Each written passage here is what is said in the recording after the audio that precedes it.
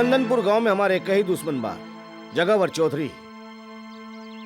ये नया दुश्मन बाबू लोहार के अगवा कैले बा। कोई सकेला कौन पुलिस वाला होए।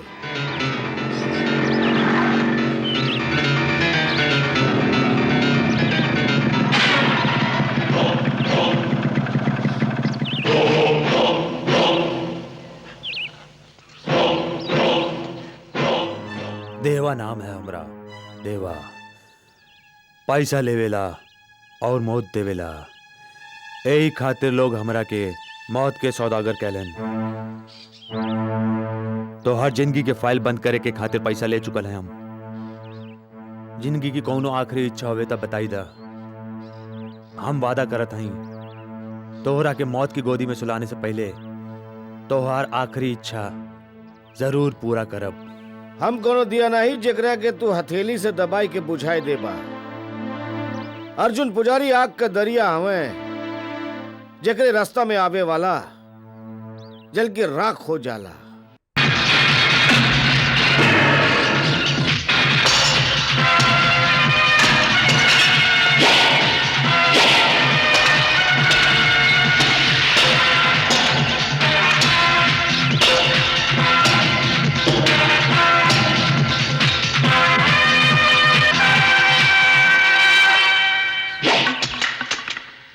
तो नसीब अच्छा है कि सूरज डूब गई।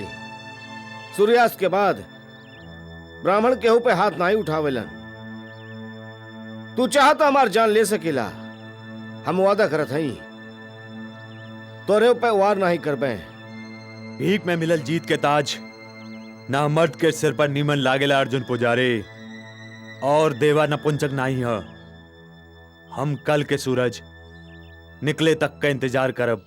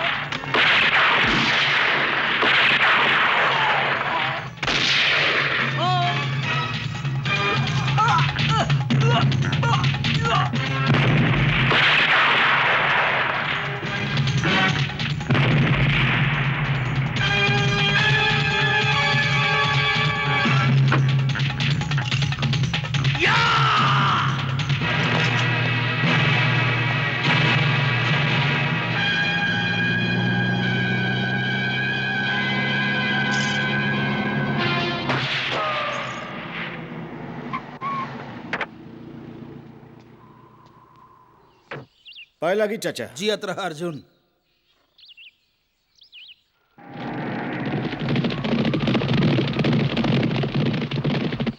हमार जिंदगी बचावे खातिर तू आपन जिंदगी दांव पे लगाई देला। ई दुनिया में हर मनई के आपन जिंदगी प्यारा होवेला। आज हमारा आपन बेटा भी होत तो उहो आपन जान पे नाही खेलत। इला बेटा हमार जिंदगी तो तोहर कर्ज हवे चाचा। हम तोहरा खातिर कुछो कर सकेनी। हम जानी ली बेटवा, हमके हमरा से ज्यादा तोहरा पे विश्वास बा। यही खातिर हम फैसला कैले हई कि आज से हम नहीं बल्कि तू इस गिरोह के सरदार होई बा। का साथी लोग केहू के कुछ कहे के बा? हम सबन के सरदार के फैसला मंजूर है। काहे भाइयों? सरदार अर्जुन पुजारी जी के जय। सरदार अर्जुन पुजारी जी के जय। सरदार अर्जुन पुजारी जी के जय। सरदार अर्जुन पुजारी जी के जय। आज हम सबनी के खातिर बहुत खुशी के दिन है। आज हमार दोस्त हमार जिगर अर्जुन के रउआ ई गिरोह के सरदार बना दीनी। वाह जंगी खान, आज हम सबे खातिर वाकई दुगनी खुशी के दिन बा। एगो सूरज भान बाबूजी के आजादी के और दूसर अर्जुन पुजारी के सरदार बने के। अर्जुन डकैत के साथ लड़ाई में हम पहले हूं कई गो अफसर खो चुकल हैं। आपन सरदार के छुड़ावे खातिर ओकर उ हमला पूरा डिपार्टमेंट के मुंह पे तमाचा हुए। इ केस के लेके मीडिया पुलिस डिपार्टमेंट पर कितना कीचड़ उछाल रहल बा, इ रउआ सबे लोगन निमने से जानत हई। अर्जुन डकैत अब हमरा खातिर बहुत बड़ चुनौती बन गइल बा। अब वो हम ओकरा के गिरफ्तार ना कैली तो जनता के विश्वास हमरा पर से उठ जाई। सर, अर्जुन डकैत के गिरफ्तार करे के जिम्मेवारी रहुआ हमरा के दी। हमार ट्रांसफर चंद्रपुर कराई दी। It's a big challenge officer. का रउआ के विश्वास बा के रउआ लोग अर्जुन डकैत के पकड़े में कामयाब हो जाई? बिल्कुल सर। सर, हम चंद्रपुर जिला के रहे वाला हैं और हमार गांव के आसपास जितना भी पहाड़ी इलाका बा ओकरा के निमन से जाने लिए। यही खातिर हमरा के पूरा विश्वास बा कि हम अर्जुन डकैत के गिरफ्तार करे में जरूर कामयाब हो सकब और अपन डिपार्टमेंट के नाम ऊंचा करब। That's good. अगर तोहरा के इतना विश्वास बा तो काले हम तोहार ट्रांसफर ऑर्डर तैयार करवा के तोहके चंदनपुर भिजवा देते। थैंक यू सर। नहीं, छोड़ दो हमरा के, छोड़ दो हमरा के। नहीं, बचाओ।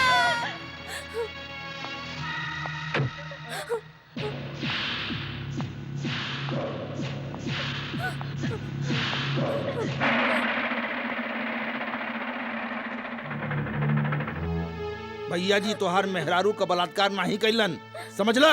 अगर ही बलात्कार करते हैं तो एकरा बदन पे इनकर उंगलियन के निशान जरूर हो, समझला तू? हमें जाने ली है ठाकुर के साला जगमोहन निराला पूरे जिला में बा हमारा बोलबाला। ठाकुर साहब, गलती हो गई ठाकुर साहब, माफ कर दे ठाकुर साहब। हम रउआ के खिलाफ सरकारी थाना में रिपोर्ट लिखवावे नहीं आई ठाकुर साहब, गलती हो गई ठाकुर साहब। कुत्ता जब मालिक के सामने भौंक सकेला तो वो बखत आवे पर ओकरा के काटियो सकेला। तो क्या हम माफ नहीं कर सके? नहीं, तोर सजाई होई कि तोरी धर्मपत्नी के रस्सी से लटकावल जाए। माफ कर दे ठाकुर साहब। तोरे अखियन के सामने वो दम तोड़ी और जब पुलिस आई तू उनसे कहिया कि तोर धर्मपत्नी तोहरे वजह से खुदकुशी कैले से काहे कि तू ओकरा से धंधा करावत रहला। नहीं तो तोहार वह हाल होई जौन तोहार धर्मपत्नी को होखी। माफ कर दे ठाकुर साहब, माफ कर दे, माफ कर दे ठाकुर साहब, माफ कर दे।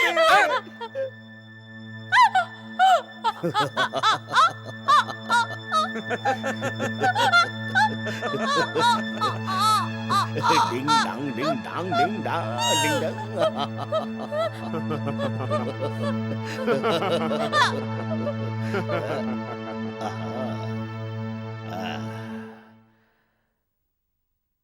गइल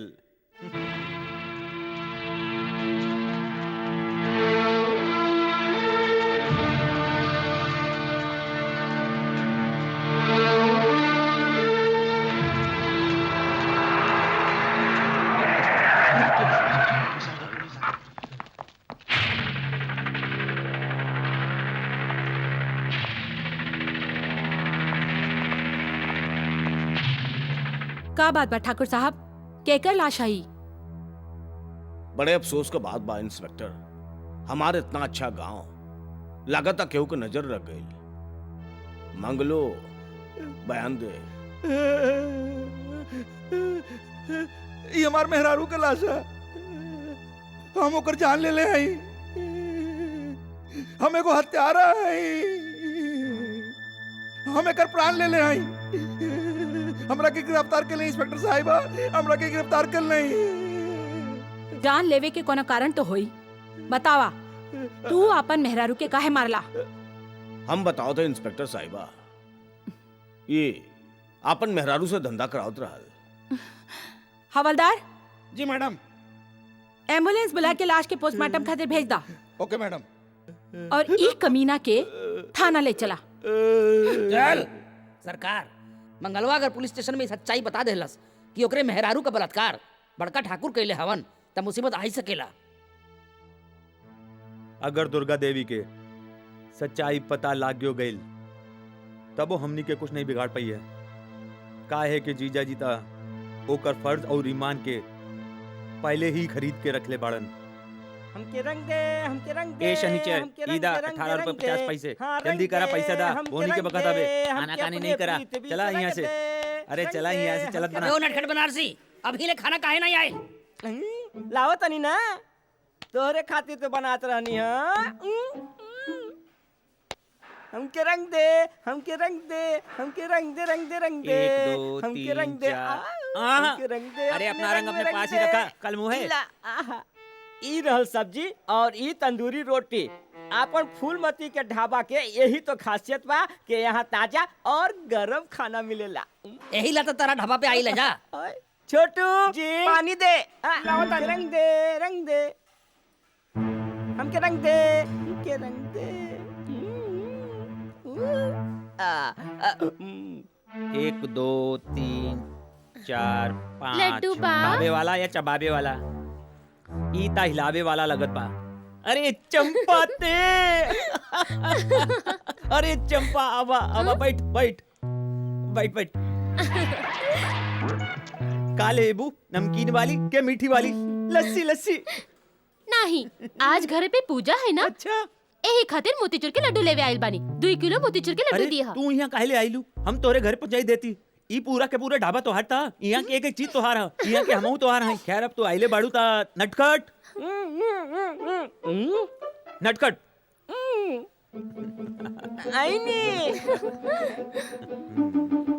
नटखट 2 किलो मोतीचूर के लड्डू पैक कर दा। का भइल?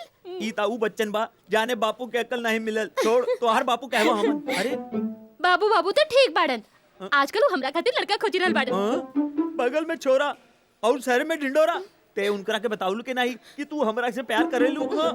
तू हो कमाल कर लो। हम कैसे बाबू के बताई बात? हाँ, ये बात तो सही बा। तू कैसे कबू? हम खुदे तोहार बापू से मिलब और बताई कि बड़ाऊ हम तोहार प्यारी बिटिया से बहुत प्यार करेली। हाँ? प्रीतम कान मिलो। इला लड्डू। चंपा, पैसे कैसन पैसा? एकरा के तू अंदर रखीला। अंदर रख लो। मान ली कि तू फुलमती के मामा हवा, लेकिन इस ढाबे में तो हैसियत खाली एगो नौकर के बराबर बा। चंपा के मुफ्त में लड्डू नहीं दे सकेला। चंपा, ई 40 रुपया भई लड्डू के और 10 रुपया तू रखला, ब्यूटी पार्लर जइया।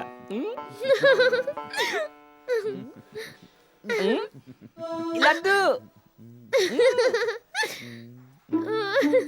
दोबारा आवा, वरना आई कमी। ए बनारसी नटखट लाल, एगो बात बतावा हमरा के। फूलमती के मामा हैं हम, मतलब ई ढाबा के मालिक, और तू यहाँ के नौकर। अगर हम ओकरा के 2 किलो मोतीचूर के लड्डू देत रहनी ता तोरे तन मन धन में आग काहे लगी रहल बा? आग काहे न लगी?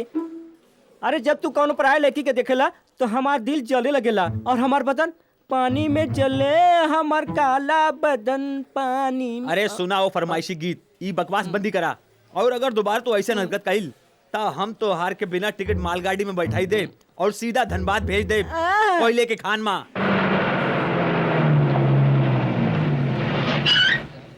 अरे पानी वानी कुछ है का नहीं? रोटी लावा भाई। हमके रंग दे, हमके रंग दे, रंग दे, रंग दे, रंग दे। ए चला उठा उठा चलो उठो चला उठा। चलो यहाँ से उठा। चलो।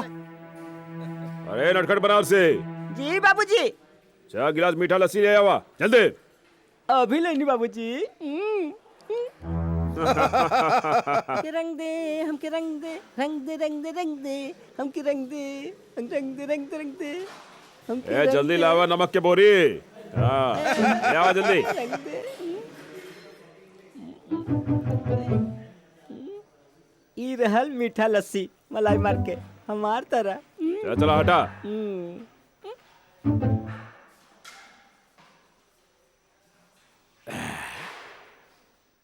सेठ लस्सी हिसाब में लिख लिया। चला चला जाए। चला चला। ए करिया भूत, कहाँ जाइल रहल बा? कहाँ जा रहा है? तोहार तो पहले ही 500 रुपए के कर्ज चढ़ गइल बा, समझला? पहले पुराना हिसाब चुकाई दा, फिर नवा हिसाब शुरू करा। और वैसे भी फूलमती हमरा के तोरे जैसन लोगन के उधार देवे से मना कइल है। ए किशन लाल, ते हमरा से पैसा मंगबे? और केकरा से मांगी? ए गीला कपड़ा जैसे निचोड़ दे। काहे ट्रक ड्राइवरी छोड़ी के धोबी के दुकान खोली रहल बड़ा तू? ए हम तोहार गीदड़ भपकी में नहीं आवे वाला हई। ई लस्सी का पैसा ता तोहरे के चुकाना ही पड़ी। लस्सी के पैसा चाहिए? हाँ बिल्कुल चाहिए।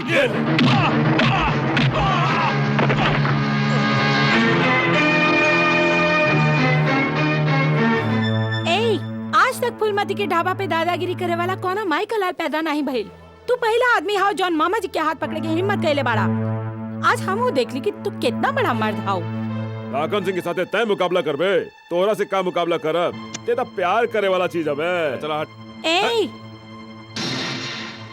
जनाना जब कमर कस के मैदान में उतरे ना लखन सिंह, तब बड़का बड़का पहलवान के नीचे से हवा निकल जाला।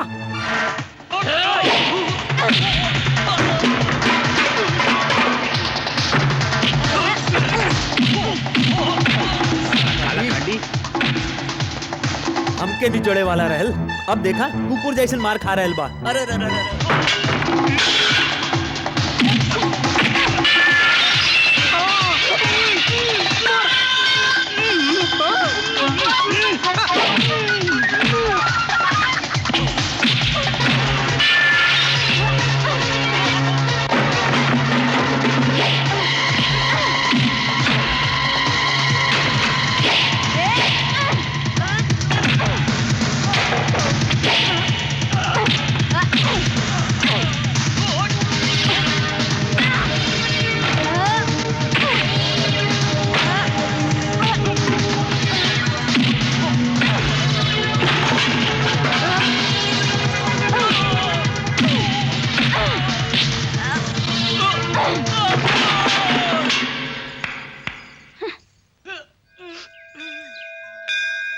श्री गणेशाय जय गणेशाय ओम गणपते नमः। श्री महाकाली महालक्ष्मी महासरस्वती दैत्वे नमः। ओम नमः शिवाय ओम नमः शिवाय ओम नमः शिवाय ओम नमः शिवाय ओम नमः शिवाय ओम नमः शिवाय ओम। चाची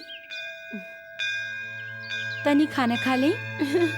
नहीं बिटिया नहीं।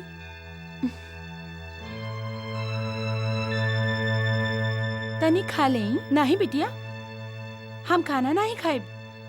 तोहरा पता बा कि हमार बिटिया मर गई बा और हमार पति आत्महत्या कर ले बाड़न। उ दोइने के श्राद्ध करे खातिर बैठल हई। अर्जुन गइल बा पूजा के सामान लेवे। जब ले पूजा नहीं कर ले खाना नहीं खाइब। खाना नहीं खाइब। चाची श्राद्ध आज नहीं है। हम अभी पंडित जी से मिलके आवत हई। वो बतौलन कि श्राद्ध काल होई। चली कुछ खा ले। हमार तो भूखे मर गए। चाची जियत रहे खातिर खाना बहुत जरूरी होवेला। भगवान न करस कल तोरा कुछ हो गई तो अर्जुन तो अकेला पड़ जाए ना। नहीं रहुआ अर्जुन से बहुत प्यार करे लेना चाची। तब ओकरा खातिर तोरा के जिए के पड़ी चाची। खा ले खा ले।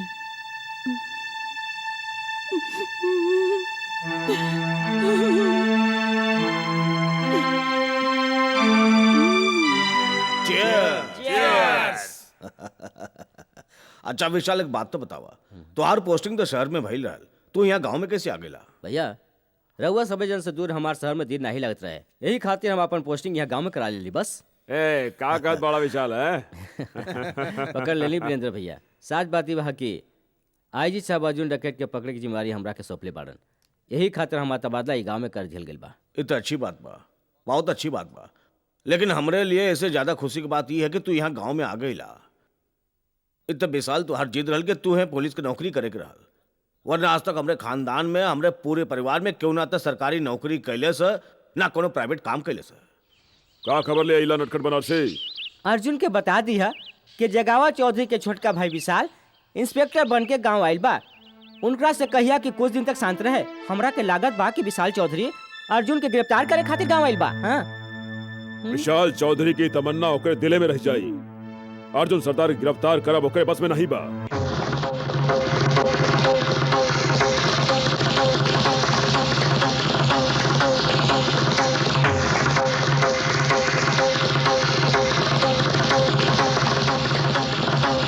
सरदार नटखट बनारसी खबर देले बा कि जगावर चौधरी के छोट भाई गांव में इंस्पेक्टर बन के आए गेल बा। एकर मतलब वो कमीना चिलकौआ ठाकुर के पता लगल बा कि ओकर आखिरी वक्त आ चुकल बा। लेकिन ई खबर हमरा खातिर निमन नहीं बा। ठाकुर के इंस्पेक्टर भाई हमरा पीछे पड़ सकेला। तू चिंता मत करा सूरजभान चाचा, ऐसा थानेदार के अर्जुन पुजारी कच्ची सुपारी के जैसन चबा के खाए जाला। रहल जगह और चौधरी के बाद वो अगर अपने चारों ओर लोहन का दीवार भी खड़ा कैले तब वो बच ना सकेलन। काहे के मौत का हमला हर कवच के तोड़ देवेला। जीजा जी राउर फोन है।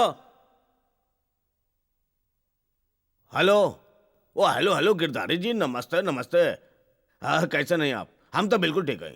बहुत बहुत शुक्रिया गिरधारी जी कि आपकी वजह से हमके टिकट मिल गए। लेकिन आप बिल्कुल निराश न होइए। हमके ये बताएं कि आप दिल्ली से कब आवत हैं। हम आपके खुश कर देबे। हाँ, अच्छा जी, शुक्रिया, मेहरबानी, थैंक यू वेरी मच। ओके मुबारक हो भाई जी, आज तो बहुत खुशी के दिन हवे। एक तो विशाल ट्रांसफर लेके गांव में आ गई और दूसर रवा के इलेक्शन का टिकट मिल गई। एकदम सही भाई साहब, बहुत बहुत बधाई हो के। अब तक तो हम सब भाई लोग खाली गांव पे राज करत रहे, और जब इलेक्शन जीत के रवा मंत्री बन जाए ना तो हमने के सारा प्रदेश पे राज करब। ये खुशी के मौका पे जश्न होए के चाहिए, नाच गाना होए के चाहिए। एकदम में सही। होए, नाच भी होए, गाना भी होए, साले साहब बंदोबस्त। जीजा जी रहुआ फिक्र ना करी, समझला के बंदोबस्त हो गए।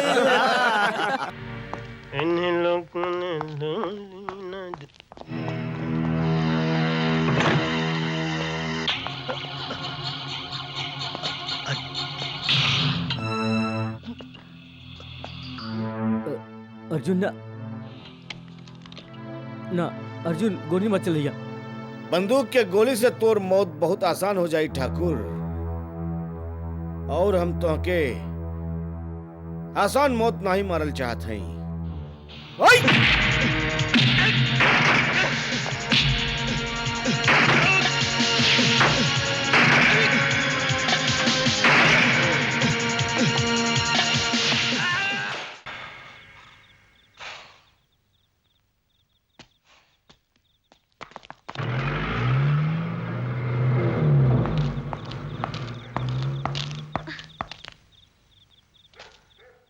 अर्जुन डकैत?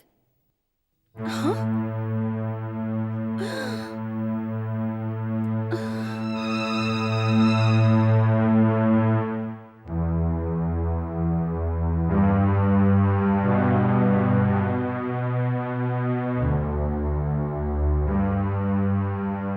राउर भाई के मौत के बहुत दुख बा ठाकुर साहब।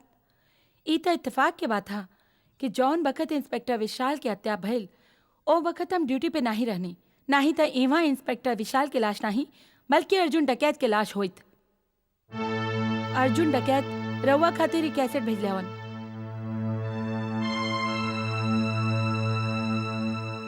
इंस्पेक्टर विशाल का मौत तोरे खिलाफ अर्जुन पुजारी के ऐलाने जंग है ठाकुर। हम चाहे तो तोरे और तोरे सारे भाइयों के एक साथ मौत के हवाले कर सकेली, लेकिन इसे हमरे अंदर का आग ठंडा ना हुई। अपन कंधा मजबूत कैले, कहे कि पहले हम तोरे से तीनों भाइयों का अर्थी उठवाई और ओकरे बाद तोरा के मारब। ऐसे हमने के चुप बैठे से काम नहीं चली भाई जी। विशाल भाई के मौत के बदला अगर तुरंत नहीं लिहल गई तो सारा परिवार के आन और शान खाक में मिल जाए भाई जी। रउआ के जल्दी एक कौनो फैसला लेवे के हुई भाई साहब। कहे कि जबले राजपूत के सर पे ओकरे आन और शान का ताज रहेला, उस शेर जैसन सिर उठा के जी सकेला, और जौन दिन ओकरे सिर से ही ताज उतर गई उ तो जियते जी मुंह जाला। बड़का भैया, अगर रउआ हमरा के हुक्म देई तो हम अर्जुन डकैत के माई के मार के ओकरे लाश के छोटे छोटे टुकड़े कुत्ता के खिलाई देई। तू सब लोग ऐसे गलती मत करिया। तू सबे के निमन से मालूम बा कि जीजा जी के इलेक्शन के टिकट मिलल बा। अगर तू लोग ऐसे गलती करी देब तो इलेक्शन लड़े के मौका इनकरा के हाथ से निकल जाई। जगमोहन ठीक कर रहल बा। अभी गांव में खुले आम गुंडागर्दी कैंसल यानी के बंद, लेकिन एकर मतलब ई ना है कि हम अपन भाई विशाल के मौत के भूल जाए।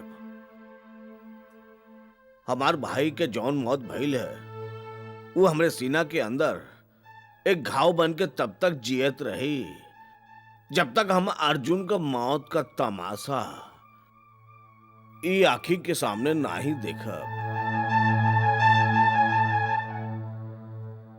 एकरे खातिर हम आईजी साहब से बात कैली है। जे शहर से एक स्पेशल पुलिस फोर्स भेज रहा हुआ है जे अर्जुन के कोनो भी हाल में गिरफ्तार करी और ओकरे बाद अर्जुन होई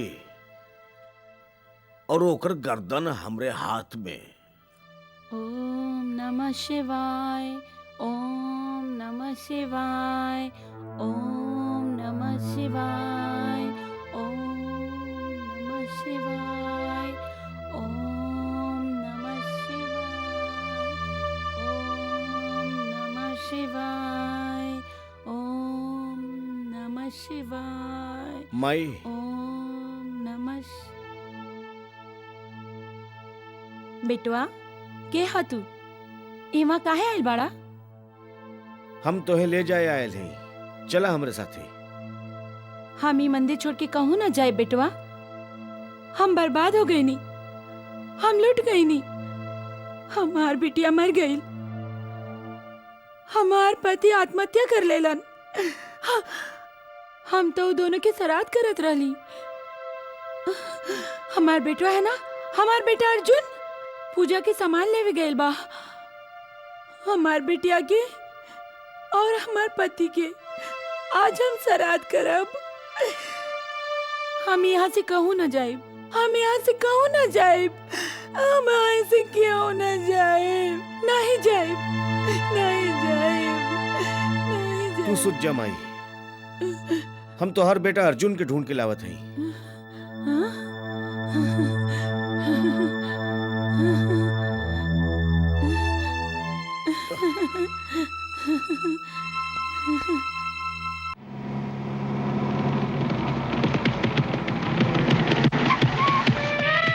सरदार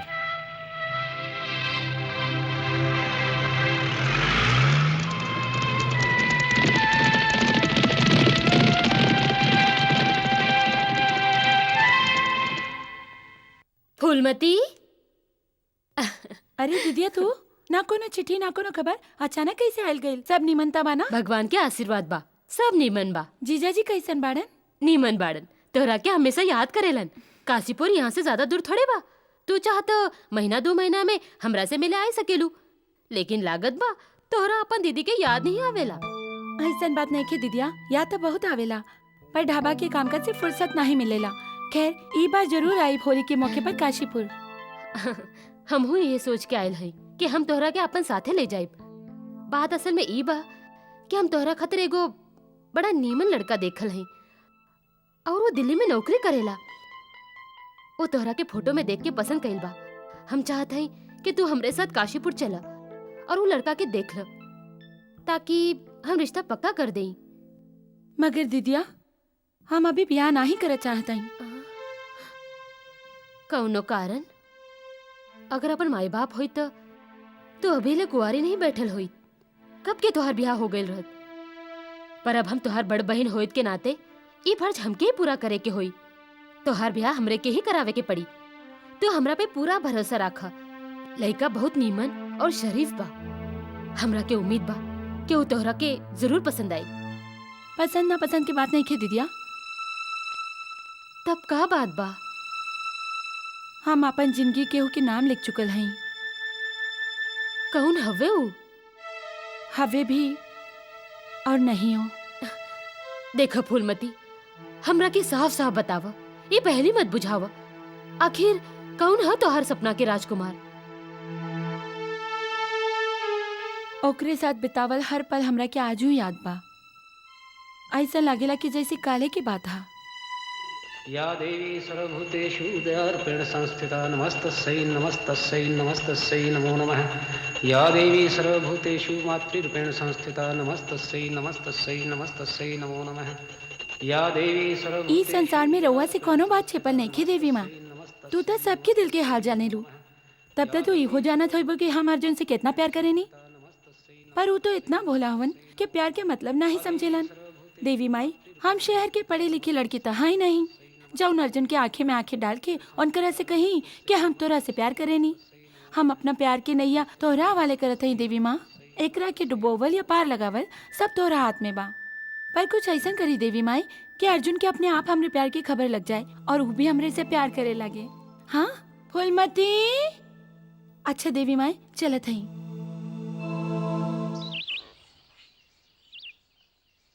कहाँ रह गेल बिटिया तू? कहू नहीं काकी, वो अपन कमला मौसी है ना, उनसे बतियावत रही और वो तोहरा के मालूम बा ले दे के एक ही काम बा उनके रह लगे सारा गांव के बुराई करब। नीमन भर जो तू आवाज दे दे लो, बड़ा मुश्किल से जान छुड़ा के आई नहीं हम। ये सांस नहीं खे फूलमती, तू झूठ बोल रहा है। तू चुप बैठा, जब दो ही बड़ बतियावत होए तब बचपन के बीच में ना बोले चाहिए, समझला? तू भगवान से जोन गुरुदेव के बारे में बात कर लियो ना, हम सब सुन लेनी है। का बात कैले सही हमके बतावा। कुछ नहीं शिवचरण, तोरा के हमरा ढाबा की लस्सी पसंद बना? हाँ हाँ फूलमती, तो ढाबा पे आ जाइए, यहाँ 2 गिलास पिलाइब। ए शिवचरण, बतावा ये भगवान से हमरे बारे में का कहत रहल? कौनो बात नहीं है गुरुदेव, यही के तुहार सेहत निमन बनल रहे और तू हमेशा हंसत मुस्कात रहा। तू पंडित का चेला होके झूठ बोलत हवा। का कर गुरुदेव, 2 गिलास लस्सी के सवाल बाना। चुप। हम बतावत है अर्जुन भैया, ई भगवान से तोहरे बारे में ई प्रार्थना कैले हुई कि तू जल्दी से जल्दी ब्याह खातिर हाँ करी दो। का फूलमती? शर्मा गेल। हम तोहार बाबूजी से बात कर ले हैं अर्जुन, अब तोहार कोनो बहाना नहीं सुनब। अगला महीना होली बा, होली के बाद कोनो नीमन मुहूर्त निकलवाई के फूलमती के साथे तोहरा ब्याह करा दे। माई हम कितना बार कह चुकल है कि हम ई शादी ब्याह नहीं करब, फिर तू काहे खातिर जिद करेलू? ब्याह न करबा तो का जिंदगी भर कुआरे रहबा गुरुदेव? तू तो कुंवारा हुआ, तू ही कैला। अर्जुन भैया कुछ तो बुढ़ माई के ख्याल कर, तोहरे ब्याह से माई के बड़ा आराम मिली। अगर फूलमती हमार भौजी बन के आ गई ना तो सारा घर आराम से संभाल ली, समझला? तू खुदे सोच ला गुरुदेव, माई के दिल कितना खुश होगी। का बात है भाई, का पंचायत चल रहा है? देखी ना बाबूजी, माई बेकार में ब्याह खातिर जिद करत हईन। एकरा में बुराई का है बेटवा? ब्याह जिंदगी के जरूरत है, यही से बंस चलेला। लेकिन हम शादी ब्याह के चक्कर में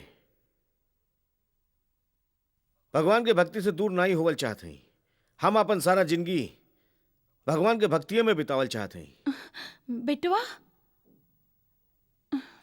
बाबूजी, अगर अर्जुन भैया अपन इरादा नहीं बदलन ना तो वो बेचारे फूलमती के सारा जिंदगी कुंवारी बैठे के पड़ी। सारा जिम्मा ऊपर वाले के हाथ होवेला बिटिया। अगर ऊपर वाला अर्जुन और फूलमती के ब्याह लिख ले बा तो ओके केहू नहीं टाल सकेला।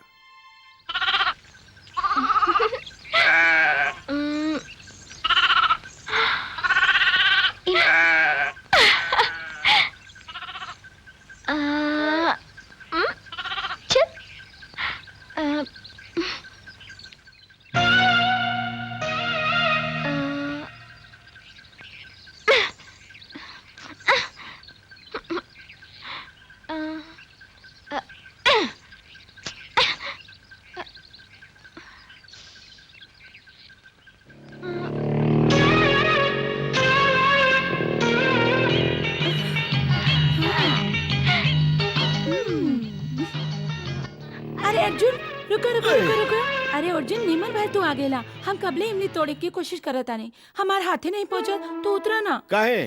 तू उतरा था सही। चला देखा कितना अच्छा इमली बा। त हमरा के चाहिए, तू बैठ ना, हम तोरे ऊपर चढ़ के तोड़ ले। कबू नहीं। देख बैठ जा, हम तोरा के 2 ही दिन तक परेशान ना करब। बैठ जा ना।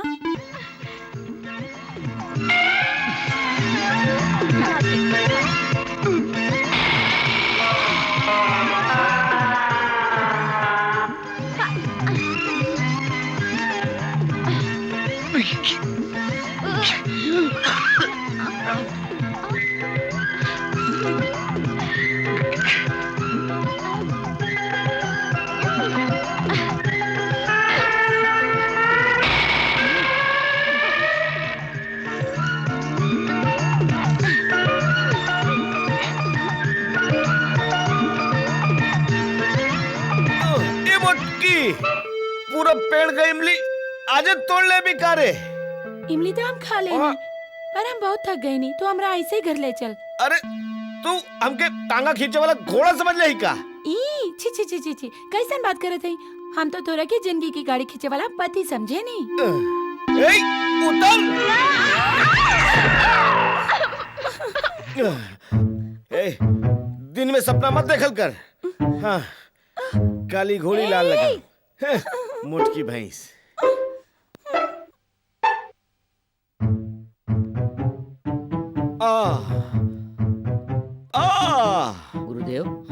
हमार हड्डियन के चरमाहट की आवाज ई बता रहल बा कि निश्चित रूप से रउआ 10 मन चावल के बोरी उठौले बाड़ा।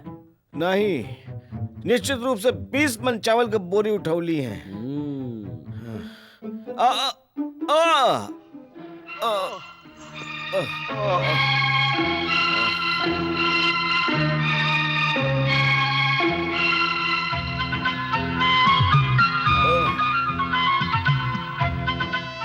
अरे ठीक से दबावा शिवचरण, ऐसा लागत बा कि कोनो लड़की दबावती है। कहीं तोरा ये तो नहीं लागत बा गुरुदेव के फूलमती तो आज देह दबा रहल बिया? काहे ऐसा काहे लगी भाई? काहे गुरुदेव अपने फूलमती से प्यार नहीं करेली का? पगला गली का हम उसे प्यार करबे? मगर वो तो तोरा से बहुत प्यार करेले और चाची भी तोहार बिया ओकरे से करल चाहेली। देखा शिवचरण, वैसे हम शादी बियाह तो करे वाला नहीं है। अगर माई के जीत के कारण बियाह करही के पड़ल न, तब हम फूलमती से बियाह नहीं करबे। काहे गुरुदेव फूलमती में कोनो खराबी बा का? अरे तो छैयो कौन बा? वो तो हमें कहूं से भी लड़की ना लगेली। ओकर चाल मर्दाना हवे कि वो छेड़ देला तब मार धाड़ पे उतर जाली, और ओकर नाको भी टेढ़ी बिया, एक आंख भी छोड़ बिया। अब तू ही बतावा, ऐसा लड़की से के बिया करी? अरे फूलमती ते ता हमार चाल मर्दाना हवे, हमारी एगो आँख छोटी बिया और हमार नाक टेढ़ बिया। एही खातिर तू हमरा से ब्याह नहीं करबा। हम जी के का करब? अब हम जाओ थे अपन जान देवे। अरे फूलमती रुक जा, हम तो मजाक करत हई। गुरुदेव अगर वो अपन जान दे दे तो लेवे के देवे पड़ जाई। ओकरी मौत के जिम्मेवार भी रोवे होखब। जाई जाई रोकी, ओकरा के रोकी गुरुदेव।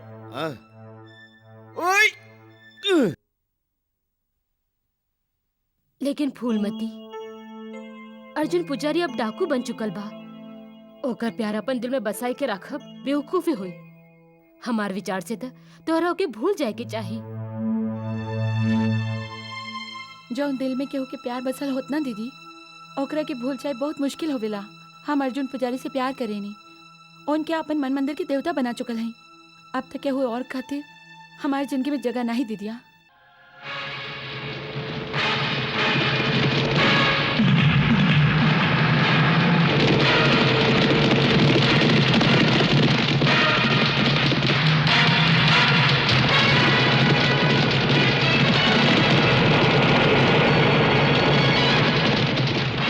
चला सरदार, रउआ ट्रक में घुस के सारा हथियार बाहर फेंक दे। रोका, बस रोका।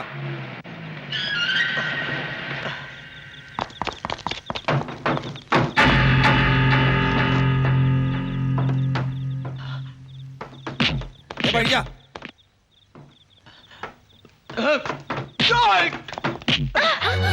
ए इंस्पेक्टर, चल बाहर निकल, नहीं तो ये छोकरी के खोपड़ी उड़ा दे।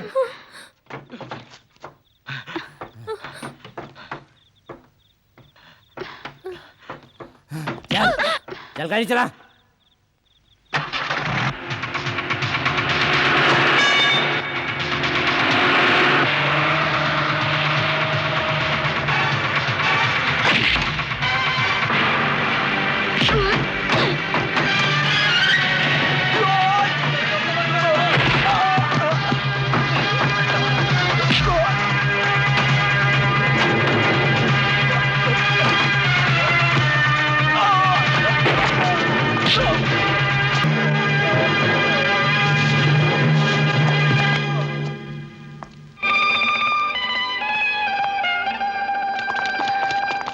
वेल डन यंग मैन। ये खतरनाक आतंकवादी के पकड़वा के तू कानून के मदद के लिए हवा। थैंक यू वेरी मच। इट्स ऑल ले चला के रखे।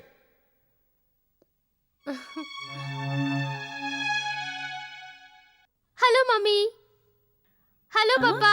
अरे अंजू, अरे अंजू बिटिया तू आ गई ले। अरे बिटिया, अरे रे रे कैसे ना हो हाय बेटी? चाचू। Hi, how are I you? Am fine. का अनु बिटिया अपने मामा को भूली गई ना? है ना हेलो। ऐसा कैसे हो सकेला? ये घर में एक ही तो जोकर बा जोन सबके हंसावत रहेला। यही देखी का कह रही बिया। एके तो और माई दहेज में लेके आई लहला। जाई रहुआ भी। और ये कानू शहर जाए के तू अपन सारा संस्कार भुला गेले का? और सुना, ई जौन तोहर हाय हेलो बाना, ई वाना चली। इवा तो तोहरा के गांव के हिसाब से रह के होई, समझ ली? रहे दे ठकुराइन, अब जमाना बदल गईल बा। तोहार बिटिया अंग्रेजी मीडियम में पढ़ल बिया, अब भी आपन जिंदगी अपने हिसाब से ही जी है। तू चाहे लाख जतन कर ला, लेकिन तू ऐसा कपड़ा पहिर के घूमबू तो गांव वाला सब का कही है? कुछ कहल तो दूर के बात बा, ई गांव के कौनो आदमी में इतना हिम्मत नहीं खे कि हमनी के भतीजी के तरफ आंख उठाई के भी देख सके। और वैसे भी ई ड्रेस में बुराई का बा, ई तो आजकल के जमाना के नया फैशन है, नया फैशन। और अपन भतीजी आज के जमाना के हिसाब से ही चल रहल बिया। का भतीजी? You are right. आगे के पढ़ाई पूरा होए के बाद तो हम शहर में रहे वाले हैं। हमरा के गांव की जिंदगी में एकदम पसंद नहीं। अच्छा बाबा ठीक बा, हम तोरे ब्याह खातिर शहर से लड़का ढूंढब, ठीक बा? अभी लड़का ढूंढे के बाद कहाँ से आ गई मम्मी? हाँ बेटी, अब तू बड़ा हो गए हो, पढ़ाई के तुम्हारा आखिरी साल है, ग्रेजुएशन कईला, ओकरे बाद हम तुम्हार ब्याह धूमधाम से करबे। पर अभी हम ब्याह में इंटरेस्टेड नहीं थे पापा, प्लीज। हम पढ़ाई करे खातिर लंदन जाए चाहत हई। ठीक बा भाई, ठीक बा, पढ़ाई खातिर हम तोहके लंदन भी भेज दब, लेकिन एक शर्त पर। एक स्माइल दे दा हमके अच्छी सी। पापा।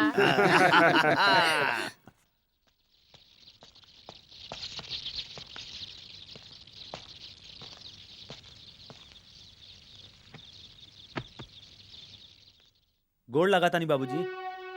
अरे बिटुआ तू अचानक वहाँ कैसे?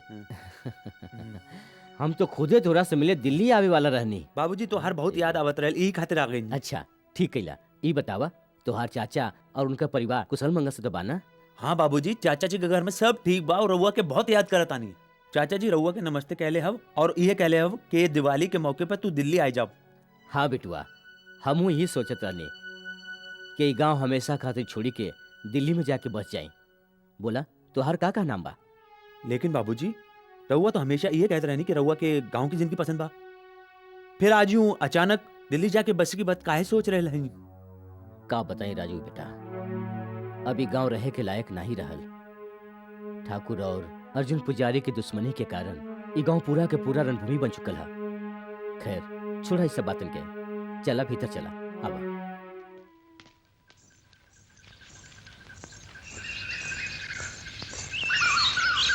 Phoolmati,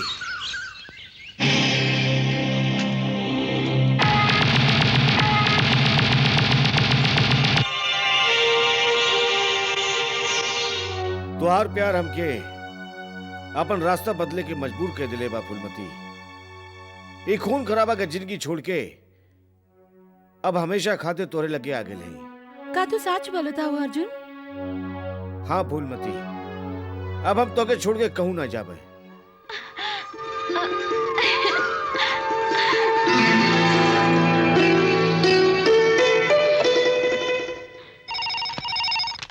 hello Chandrapur police station.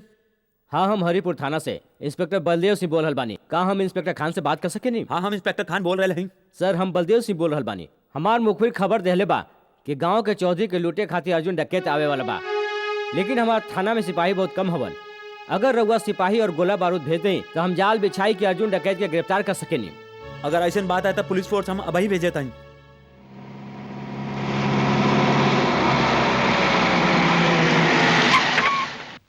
चला जल्दी चला। अरे कहाँ गई ली? चला तू हेने जा, तू होने जा, चला। अरे ई का? अरे ई तोहार हालत कौन कैलस? अर्जुन डकैत सर, वे हमरा के जान से मारे की धमकी देके रउआ के फोन करवैलस ताकि रउआ अपन सिपाही लेके यहाँ जाए और वो आसानी से चंदनपुर के ठाकुर पे हमला कर सके। का?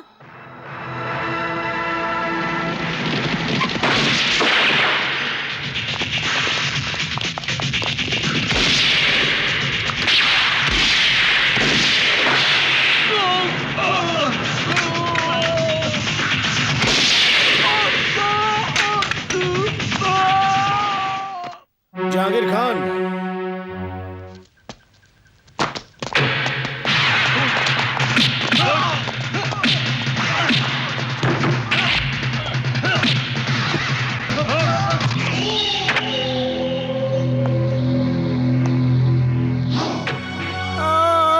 भाई जी हमरा के बचा ले भाई जी। यार ये रहल हरामखोर। भाई जी हमरा के बचा ले। एक अर्थी तैयार करा। ये कायरता है अर्जुन डकैत। हमरे भाई के छोड़ी दा। अर्जुन, हमार भाई के छोड़ दा, नहीं तो तोहार हम हस्ती मिटाई दे। अर्जुन पुजारी स्लेट पर लिखल ABCD नहीं है जेके तू अंगूर से मिटा दे बा। मिटेगा तो एक एक कह के तू लोगन के बाद ठाकुर। आज एकर बारी है, उठावा के। अरे भाई जी अर्जुन डकैत बचाओ भाई जी हमके लेके जा सकते। अर्जुन छोड़ दे हमरे भाई के। तोरा के बहुत फायदा पड़ी। मुर्दा का चिता तो तू कई बार देख ले हो बा। आज एगो जियत मनई के अंतिम संस्कार हम दिखाए तो हमके। अर्जुन छोड़ दे हमरे भाई के। छोड़ दे अर्जुन डकैत। भाई जी छोड़ दो विक्रम के, छोड़ दो अर्जुन, छोड़ दो भैया, हमरा के बचा लो अर्जुन भैया।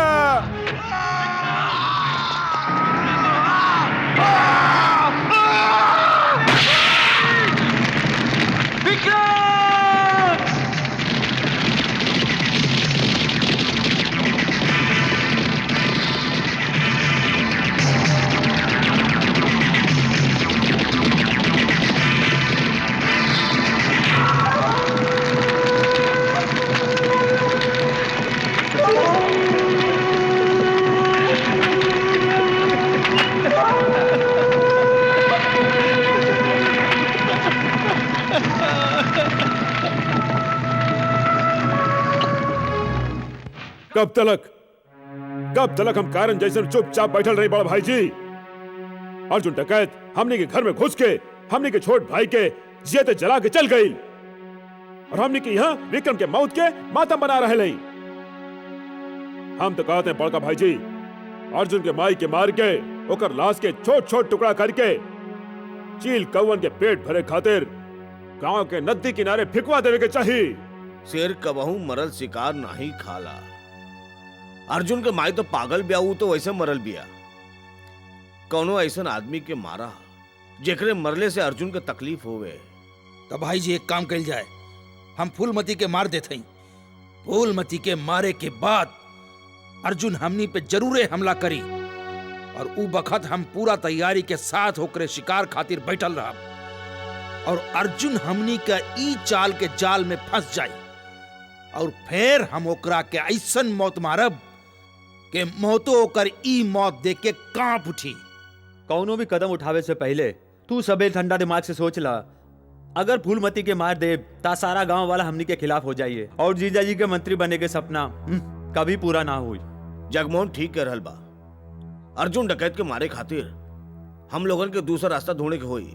जीजा जी, हम एगो ऐसन खतरनाक आदमी के जाने नी जौन पैसा खातिर कुछो करी सकेला।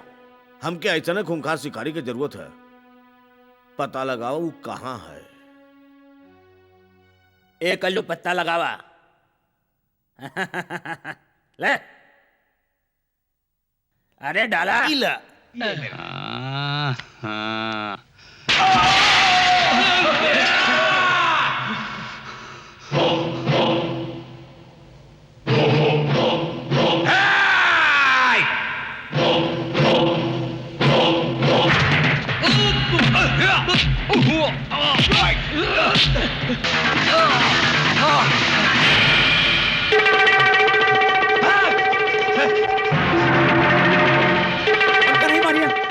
नहीं मारिया, माफ कर दे।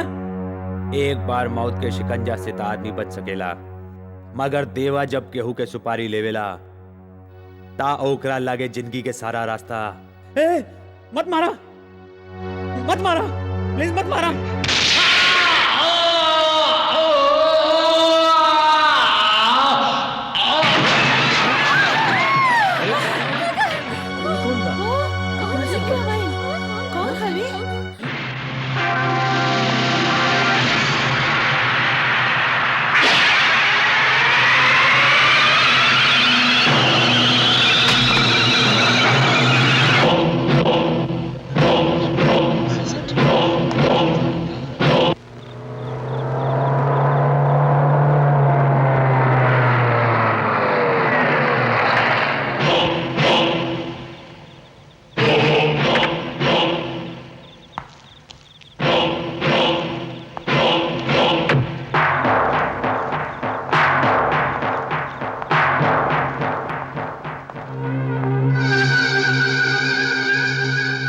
असलम पठान के खून के खबर था तोहरा के मिलिए गईल होई। टीवी पे खबर देख के आ रहे काम तो बड़ा सफाई से कैला। 5 लाख रुपया तो हम पहले ही दे चुकल हैं और ये बाकी के 5 लाख।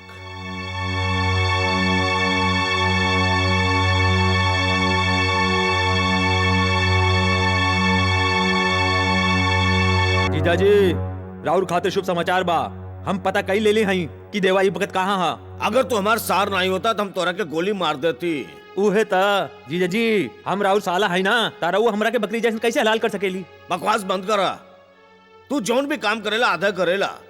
जब तोके देवा के पता चल गई रहल तब ओकरे साथे हमार मीटिंग काहे नहीं तय कैला। अरे जीजाजी माने ली कि राउर दिमाग तलवार की धार से भी तेज चलेला, लेकिन हम राउर साला जगमोहन निराला भी कौनो कम नहीं। कल राउर मीटिंग देवा से हो जाई।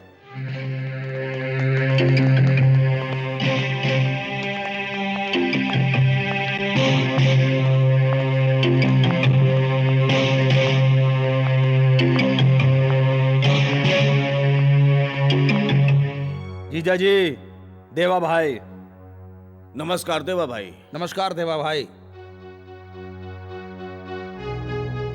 देवा भाई हम तोके नमस्कार के लिए और तू जवाब नहीं देला।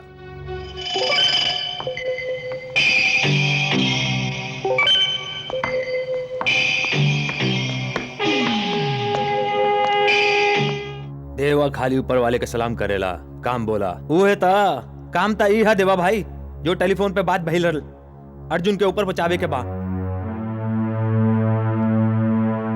कीमत 30 लाख। देवा एक आदमी के मारेगा 6 के नहीं, कीमत बहुत ज्यादा है। 33 लाख। राम राम चाचा। राम राम। का बात बा चाचा, रहुआ बड़ा चिंता में दिखत बानी। हाँ बेटवा जब लड़की जवान हो जावेले तो हमरा ऐसे गरीब बाप की चिंता बढ़ जावेला। अब चंपा जवान हो गई बया, सोचत बानी के ओकर बियाह कई देई। ता एकरा में परेशानी की का बात बा? परेशानी तो इहे है ना कि कौनो नीमन लड़का नहीं मिल रहा बा, बस इहे परेशानी के बात बा। ता चाचा जी लड़का मिल गई समझी। का तोहरा नजर में कौन लड़का बा?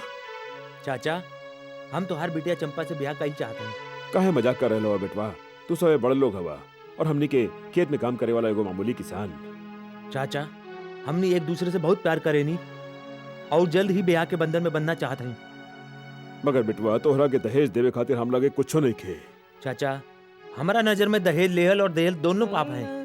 रहुआ ओकरा के ब्याह के जोड़े में विदा कर दे, उहे हमरा खातिर बहुत होई। ब्याह के जोड़ा?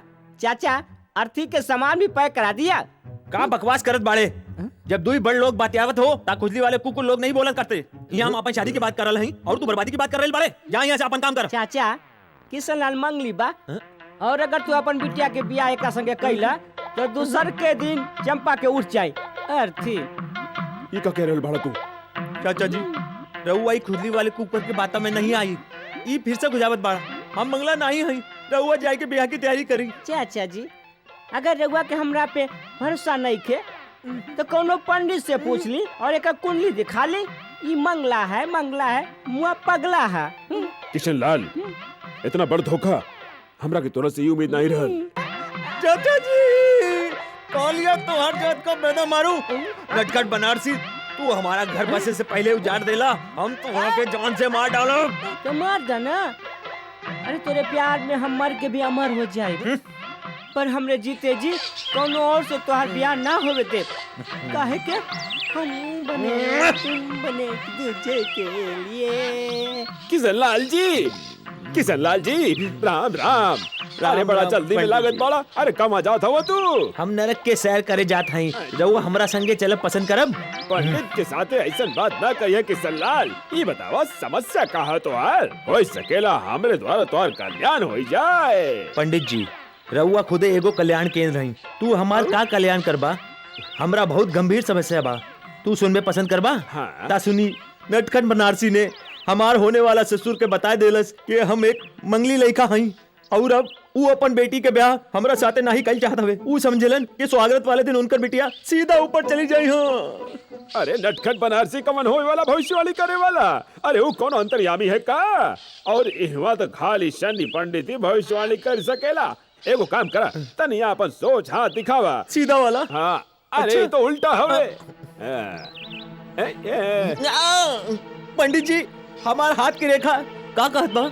किशन लाल, तोरे हाथ के लकीर कहत बा तोरे लगे पैसा बहुत बा, पक्की ब्याह में बाधा बा, शनि के दरवाजा पे राहु के पहरा बा, यही खातिर तोहार ब्याह नहीं हो सकेला। माने के जिंदगी भर हम कवारा रहे, हमार चंपा हमरा के नहीं मिल सकत। पंडित जी। अरे ये हम कहवा कहली? अरे तोहरा के तोहार चंपा मिली है और जरूर मिली, जरूर मिली। अरे तोहार ब्याह हुई, मगर ब्याह के 7 दिन बाद तोहार चंपा भगवान के प्यारा हो जाई। चुप चुप कही, हमार बगिया में फूल खिले से पहले ही हमार फूल मुरझाए चाहिए। पंडित जी, चंपा के काल टाले खातिर कौनो उपाय बताइए। उपाय तो हवे किशन लाल, पर तनी खर्चा करे के पड़ी। रउआ पैसे की फिक्र नहीं करी पंडित जी, बस उपाय बताई। तोहार ब्याह गधी के साथे करे के पड़ी। आए गधी के संगे का कही रहे हैं पंडित जी? बांध के गोली ताना खाई ले हैं। शांति से काम ला किशन लाल, शांति से। पहले हमारी पूरी बात तो सुना। तोरे हाथन की लकीर में साफ लिखल बा कि ब्याह के 7 दिन बाद तोहार धर्म पत्नी परलोक चली जाई। तो तब का तोहार ब्याह पहले गदही से करावे के होई, और ओकरे बाद जब गदही मर जाई तब तोहार ब्याह चंपा के संगे हो जाई। उपाय तो बहुत नीमन बा पंडित जी। निकाला हमारे 501 रुपया। 501?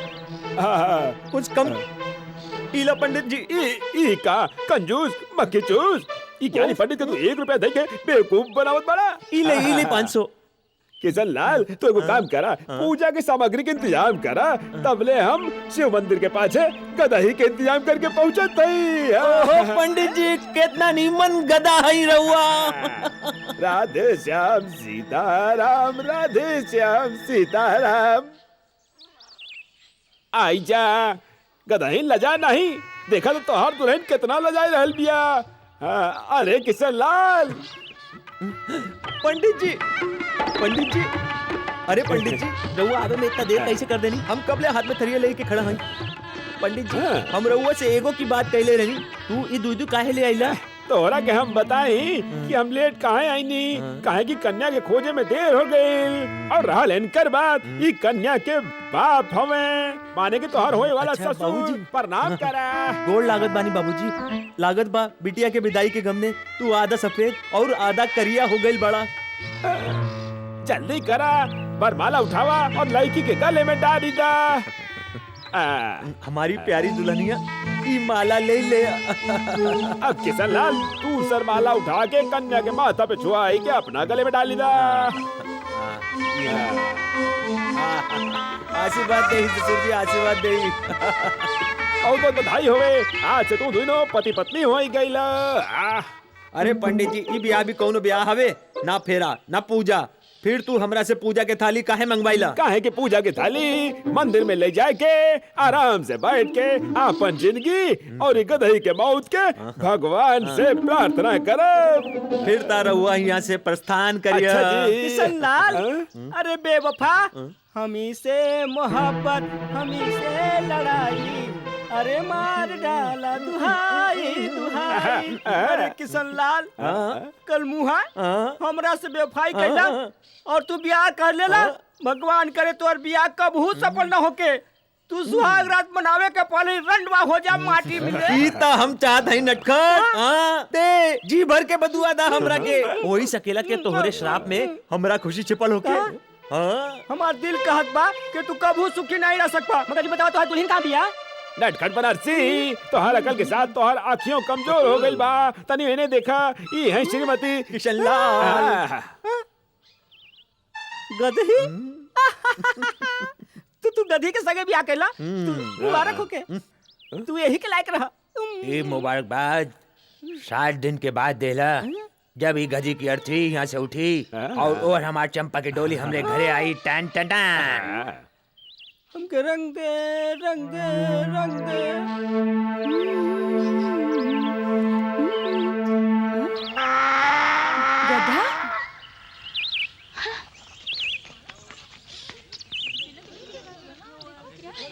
नटखट बनारसी। ऐनी मालकिन, ओहो हो, कहीं मालकिन ई गधा के बनले बा और एक के गले में माला क्यों डलले बा? ई माला नहीं बरमाला है और ये गधा नहीं गधी है। पूछी काहे? काहे की तोहर मामी है। का बकेती कर रहल बाड़े? पागल हो गए का? पागल हम नहीं की भाई, पागल तो तोहर मामा भइल हवन जे एकरा संगे बियाह कैले हवन। अरे नटखट बनारसी, हमरे भांजी से का आग लगाए रहल बाड़े हमरा बारे में? अरे किसनवा, ई जे तू स्वर्ग से अप्सरा बियाह के लाइल बड़ा ओही के बारे में बतावत है।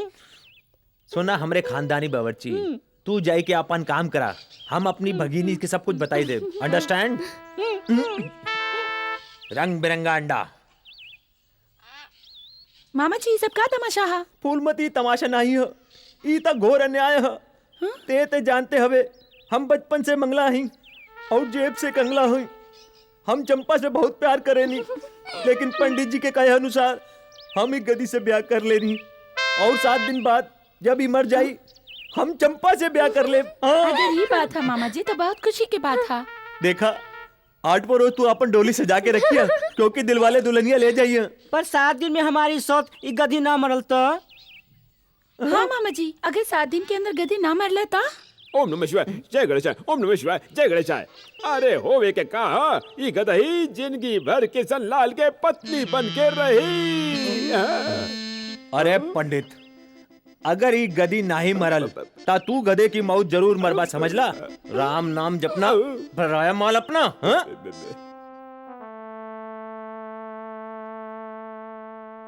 अनु, कौन विचार में खोयल हो? हमरा के तोहरा से कुछ कहे के बा। कहा ना, के कहा चाहलू? कहीं दी। अनु, अब हमनी के नीमन दोस्त बन चुकल हैं, फिर इतना हिचकिचाहट? तोहरे दिल में जो कुछ है तू ही कही ना। अच्छा ठीक बा, तोरे दिल की बात हम कहते हैं। तू हमार से बहुत प्यार करेलू।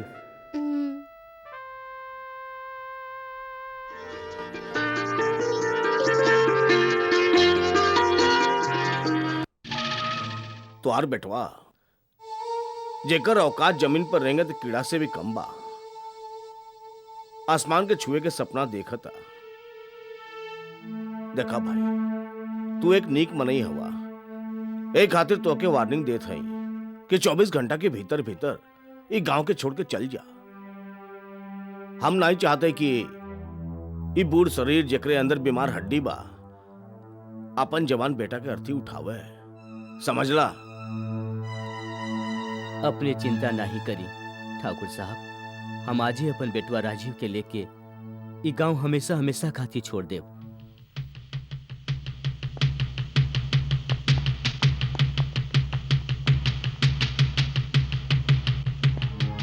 जीजा जी, हमार बात जयेंद्र सिंह से हो गई बा और वो बड़ा खुश बाड़न कि तू अनु बिटिया के ब्याह जल्दी से जल्दी करे चाहता ही। लेकिन उनकर बेटवा तो 2 दिन के बाद अमेरिका जात बा। वो चाहत हुआ कि ब्याह काल हो जात तो ठीक रहत। हाँ भाई जी, अन्नू बालिग हो चुकल बा। अगर वो जवानी के जोश में आई के कहीं भाग के वो राजीव से ब्याह कर लेलस तो हमनी कानूनियों तौर पर कुछ नहीं कर पाई। वही तो यही खातिर हम कह रहे हैं कि अनु बिटिया के ब्याह जल्दी से जल्दी करवा दे जीजा जी। ठीक है भाई, जैसन तू लोग समझा। ठाकुर जयदेव सिंह के संदेशा पहुंचा दे कि कालू बारात लेके आ जा। जहांगीर खान हमके सब कुछ बता देलस मास्टर जी।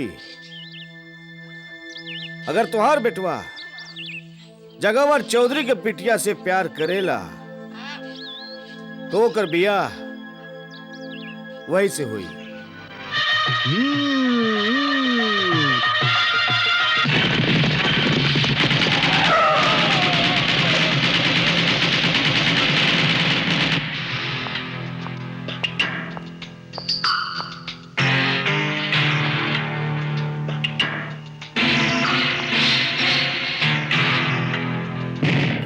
मोहतरमा, ये हाथ बहुत नाजुक बा।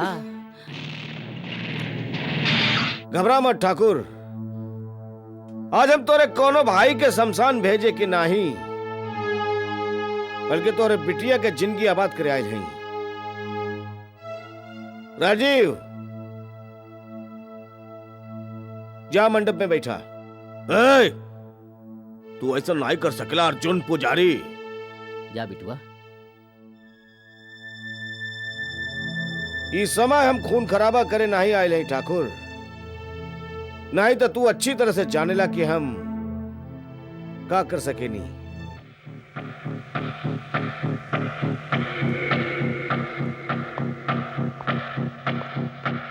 बड़ा भाई जी,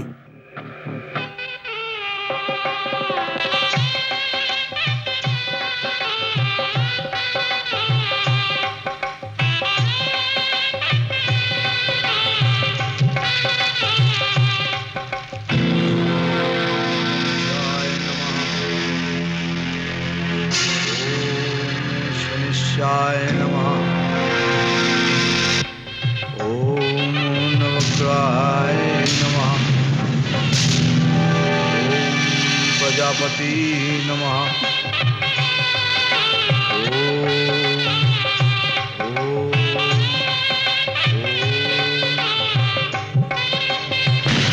ओम प्रजापति नमः।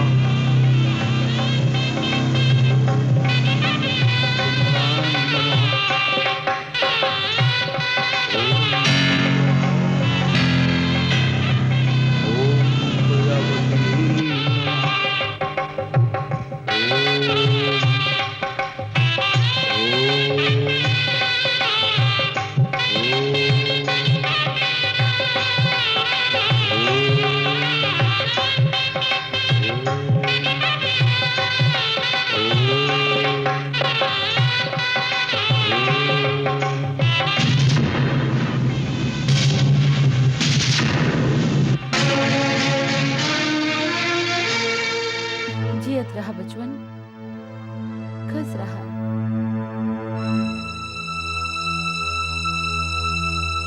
जा बिटिया।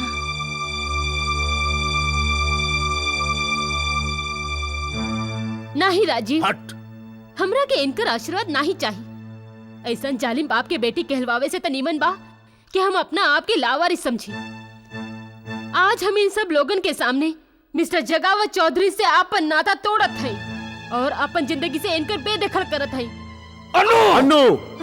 पापा, अब हम तोहर असलियत जान गईल है। समझ ले रहुआ, अर्जुन पुजारी के बहन के साथे जो कुछ कइल बाड़ा वो सब हमरा के पता लाग चुकल बा। जौन अर्जुन के बहन के संगे तू और तोहर भाई लोगन इतना अत्याचार कैला, आज उहे अर्जुन तोहर बेटिया के केहू के दुल्हन बनवले बा और ये साबित कर देहलस कि तू लोगन कितना वैश्य हव और ये कितना महान। डाकू ई नहीं, तू लोग हव। अर्जुन भाई, हम तो ये मान चुकल है कि हमार बाप मर गईलन। काई नहीं हो सकेला कि तू एगो भाई के नाते हमार कन्यादान करी दा।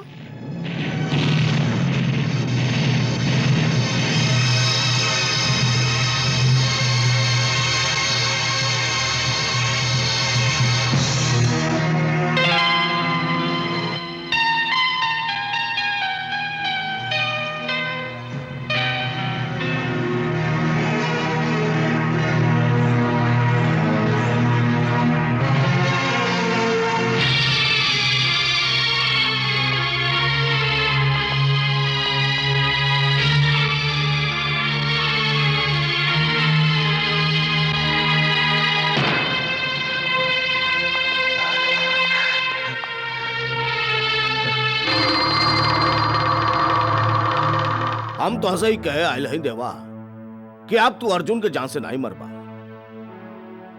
ठीक बा, ऐसन हालत में तू हमरा जौन पैसा देले रहल वो भूल जाए के पड़ी। अरे तू पहला जीजा सा के पूरी बात तो सुन ला। अब तू अर्जुन डकैत के जान से नहीं मरबा, बल्कि ओके जिंदा पकड़ के हमरे पास लेके आईबा, ताकि हम खुद अपन हाथ से ओकर गर्दन ओकर धड़ से अलग करके ओकरे खून से अपन माथा पर तिलक लगाए, तब हमरे कलेजा के ठंडक पड़ी। ठीक बा, अर्जुन डकैत तोरा के जिंदा मिल जाई, लेकिन जैसे हमार धंधे के कायदा हा, एकर तोरा के 5 लाख और देवे के होई।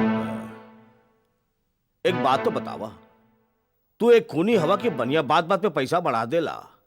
खैर कोनो बात नहीं, तो आके जितना पैसा चाहे मिल जाए, लेकिन हमके अर्जुन डकैत जिंदा चाहिए। रात होवे में खाली 1.5 घंटा बाकी बा। अगर तू नहीं मरलू हम तो जीते जी मर जाए। अरे कितना खावेला गधी कहीं के। मामा ये मामी के साथे अकेले अकेले क्या बात कर रहा है? मामा अरे हम तो हर मामी के संगे नहीं बल्कि आपन आप से बात कर रहे ते ग्राहकन के छोड़ के यहाँ का चले आइले। एक खातिर आईली है कि आज गदही मामी मरे वाली है ही ना। ये खातिर भगवान से प्रार्थना करनी है कि जियत रहे। अरे शुभ शुभ बोल। अगर ही ना मरल तो हमरा के आत्महत्या करे के पड़ी। छोटू हमरा एगो छोटे से काम करबा। बोली मामा हम तो राउर सेवक हैं। छोटू तुम्हारी मामी के गांव के बाहर ले जाई के कहीं भी दफनाई दा। इला 50 रुपया। समझ गई नहीं ताकि तू आसानी से चंपा से ब्याह कर सका मामा। धीमे धीमे धीमे एगो काम करा जल्दी तू अपने मामी के ले जा जल्दी जल्दी। ठीक बा मामा हम ऐसा जगह ले जाए कि छोड़ो जहाँ से वापस ना ही आई है। समझे तो हर काम हो गए। चला मामी।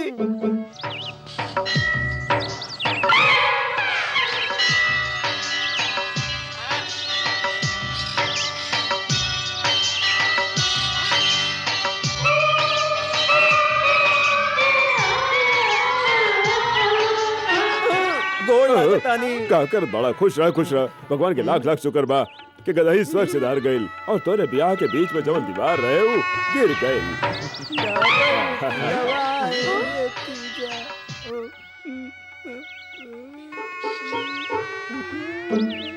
अरे ई का गदही तो जीत भी। अरे गधे ओ पंडित जी हम तो हार से कहता ही कि वो गधी नहीं दूसर गधी है। ऐसा ना चली चली चली हाँ चली।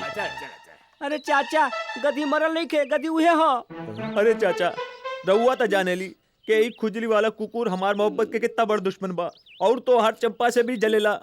हमार बियाह तोड़े खातिर ई गधी कहीं से पकड़ के ले आइल बा गधा कहीं का। राम ने चाचा अगर तू अपन लड़की के जिंदगी चाहे ना तो तुरंत दोनों के तलाक करवा दी। हाँ नहीं तो कल सवेरे तो तुम्हार बेटी मर जाए।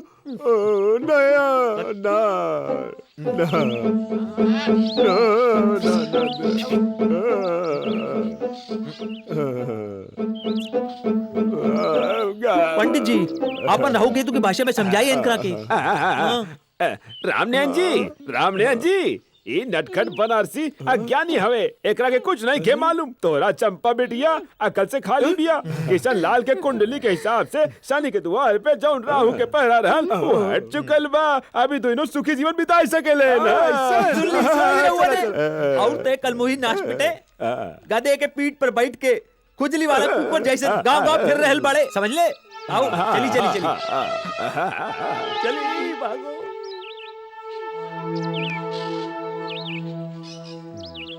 ले साहब मीठ मीठ लस्सी वो मलाई मार के। यहाँ जी साहब। तोरा नाम कहा? हरिया साहब। कब से काम कर रहल बड़ा?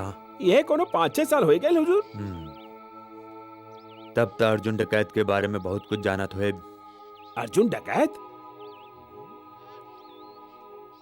नाम तो सुन ले है जरूर कब देख ली ना। तोरा तो ठीक से झूठ बोले भी नहीं आवेला। हम अच्छा से जाना तानी कि तू अर्जुन डकैत के बारे में बहुत कुछ जानेल। हमरा के ओकर ठिकाने का पता चाहिए। एक काम के खातिर हम तोरा के निमन पैसा देब। हम बाद में आई।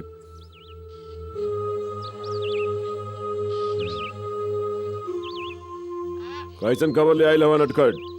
एगो खास खबर लेके आयल बानी बाबू लोहार। एगो अजनबी मनई ढाबे पे आके अर्जुन भैया के बारे में पूछताछ करत रहल। कौन हो सकेला वो अजनबी? हमरा तो लागत बा वो खुफिया पुलिस के आदमी होखी। वो जौनो होए अर्जुन सरदार तक पहुंचे से पहले ओकरा के ऊपर पहुंचाई दिया जाए।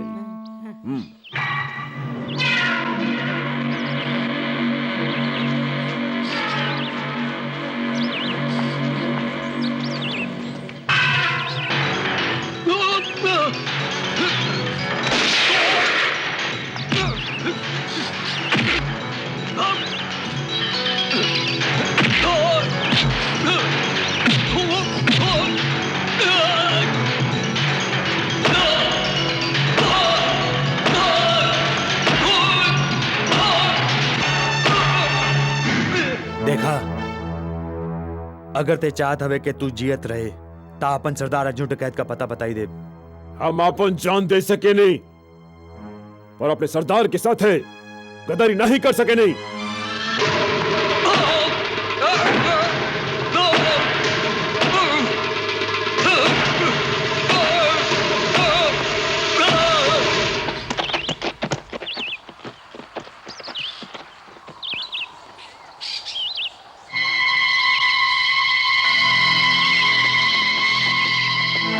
चंदनपुर गांव में हमारे एक ही दुश्मन बा, जगावर चौधरी।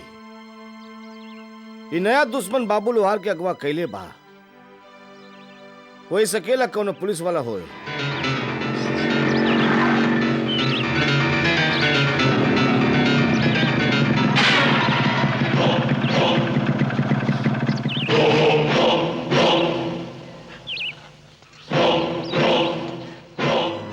देवा नाम है हमरा, देवा। पैसा लेवेला और मौत देवेला, यही खातिर लोग हमरा के मौत के सौदागर कहलन। तो हर जिंदगी के फाइल बंद करे के खातिर पैसा ले चुकल है हम। जिंदगी की कौनो आखिरी इच्छा होवे तब बताई दा। हम वादा करत हई तोहरा के मौत की गोदी में सुलाने से पहले तोहार आखिरी इच्छा जरूर पूरा करब। हम कोनो दिया नहीं जेकरा के तू हथेली से दबाई के बुझाई देबा। अर्जुन पुजारी आग का दरिया हवे, जेकरे रास्ता में आवे वाला जल के राख हो जाला।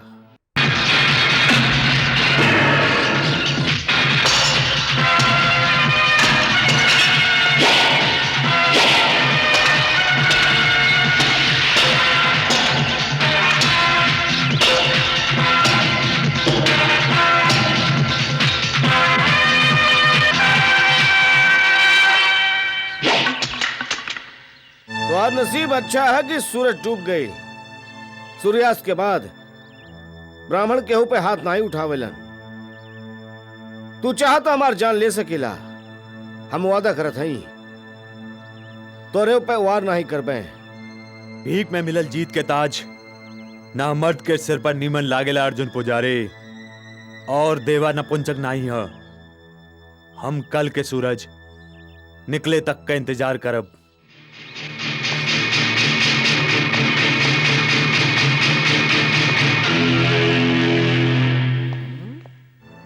नटखट बरार से जौन अजनबी नौजवान तोहरा से अर्जुन सरदार के बारे में पूछताछ करे रहल, वो ये गांव में कहीं छुपल बा और तोहरा के पता लगावे के बा कि ये भगत कहवा बाऊ। काहे का बात है? वो एगो किराए के कातिल है और जगावर चौधरी ओकरा के शहर से बुलावले बा अर्जुन सरदार के जान से मारे खातिर।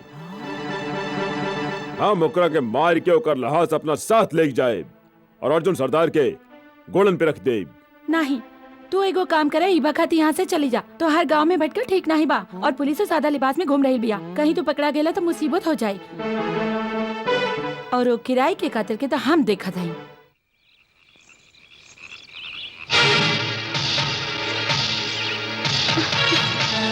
काय खातिर आइल हुआ यहाँ? तो हर सोअल आत्मा की जगावे खातिर और ये बतावे खातिर कि अर्जुन पुजारी के माथे पे डाकू होवे के कलंक लागल बा। बाकी वो डाकू नहीं बा, वो लूट मार के खातिर हथियार नहीं उठावले बा।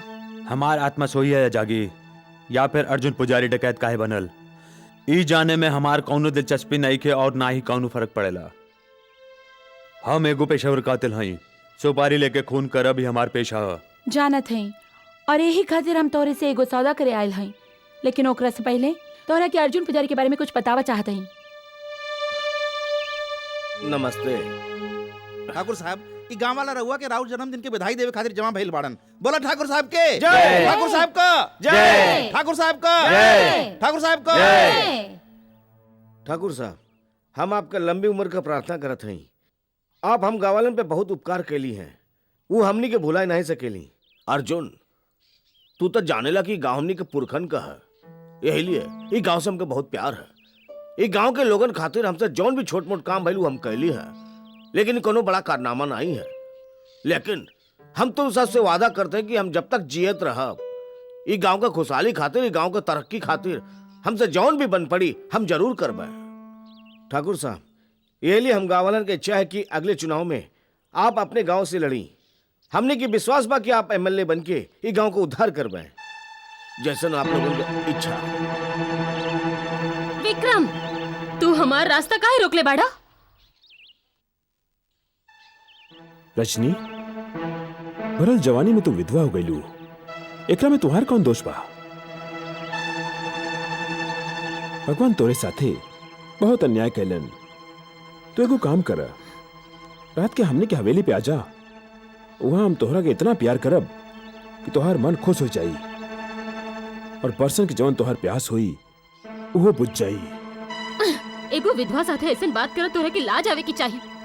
वादा करबू रात के आवे के तो प्यार से जाए दे, नहीं तो जबरदस्ती लूट ले तोहार इज्जत। विक्रम,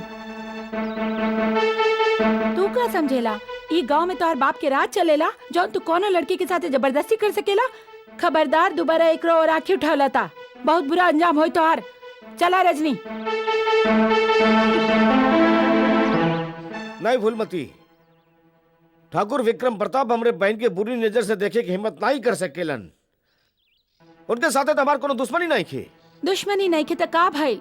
ठाकुर त गाँव के बहु बिटियन के अपन बाप के जागीर समझेला और ओकर बस चले ना तो हर जवान लड़की के अपन हवस के आग में जलाई देवे। कहीं ऐसन ता नहीं दूसरे गांव वालन जैसन तू हो ठाकुर से डरेला? अगर ये बात बा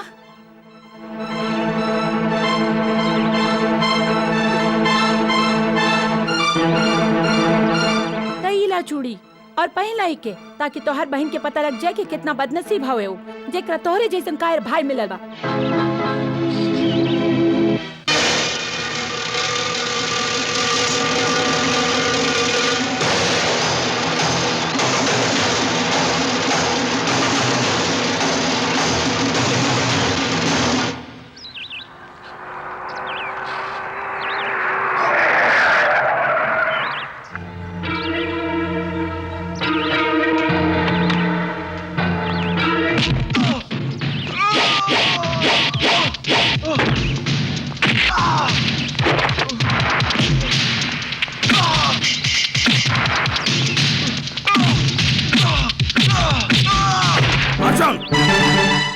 रुक जा अर्जुन, ये सब का होता?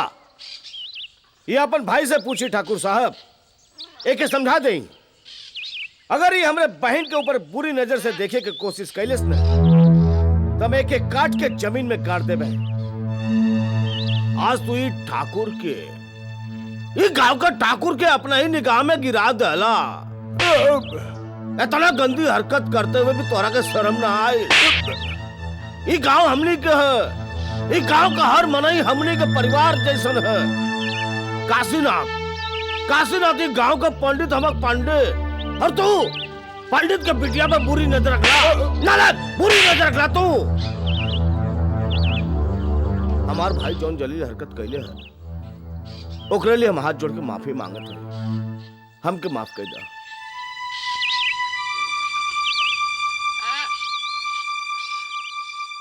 ते ठाकुर साहब के भाई पे हाथ उठावे के हिम्मत कैसे कैला? ऊ तो गांव के भलाई के बारे में दिन रात सोचत रहेलन। ई कैसे हो सकेला कि उनकर भाई गांव के बहु बिटियन पे बाउर नजर रखे? बाबूजी, आप हमरे पे विश्वास रखिए, फूलमती अपने अखियों से देखे। सफाई देवे के कोशिश नहीं करा। ठाकुर साहब रजनी के बिटिया जैसन मानेलन।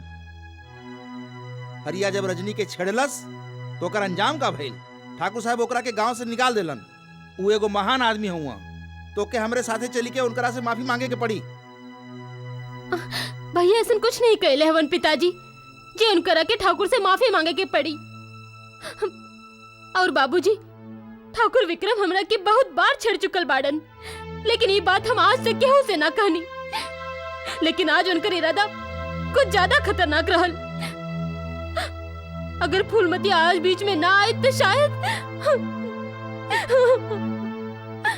अगर ये बात है तो हम ठाकुर साहब के लगे जाके विक्रम के शिकायत करब। एकर कोनो जरूरत नहीं बाबूजी। ठाकुर साहब पूरा गांव के सामने हमसे माफी मांगले, काहे कि विक्रम जौन गले रहल ओकरे खातिर ओके सबक सिखावल बहुत जरूरी रहल।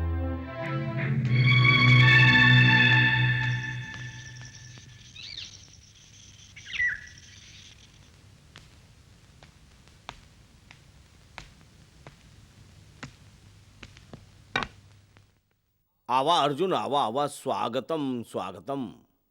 आप हमके यहाँ काहे बोलौली ठाकुर साहब? चीर हरण नाही देखबा? भैया रजनी, ठाकुर, ओई! तू जाना ले उस दिन तोरे सामने हम अपने भाई के चाटा काहे मरली है?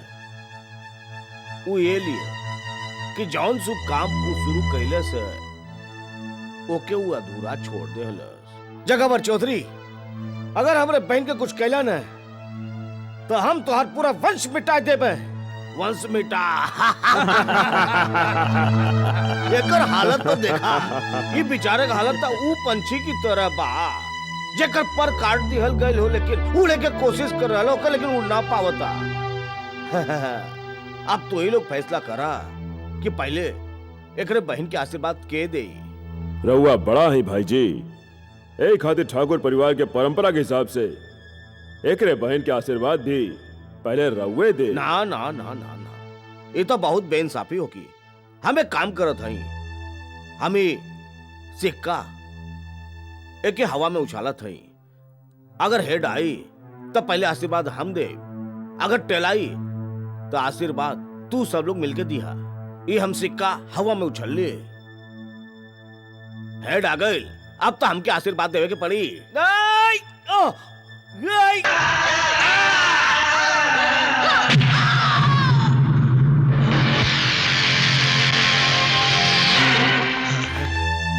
भाई जी, ये तो मर गई।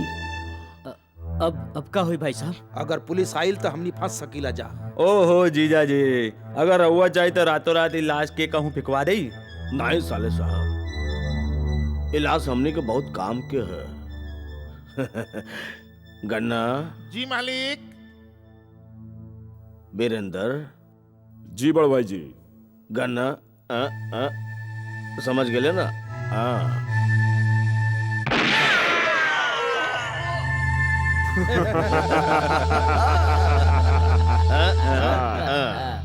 तमाम गवाहन और सबूतन के मद्देनजर रखते हुए ई अदालत ई नतीजा पर पहुंची बा कि मुलजिम अर्जुन पुजारी की बहन का गन्ना उर्फ गुलशन यादव से नाजायज संबंध रहल, जेकरे वजह से अर्जुन पुजारी ने गन्ना उर्फ गुलशन यादव का कत्ल कर दियल। ई अदालत मुलजिम का मुजरिम करार देते हुए ताजिरात हिंद शेरे दफा 302 के तहत उम्र कैद की सजा सुनावत बा।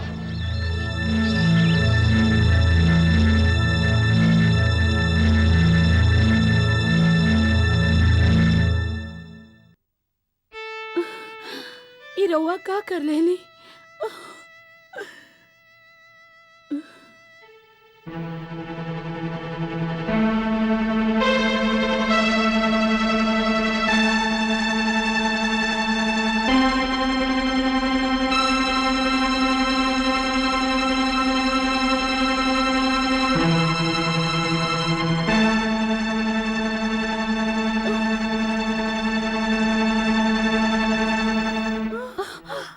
चाचा जी,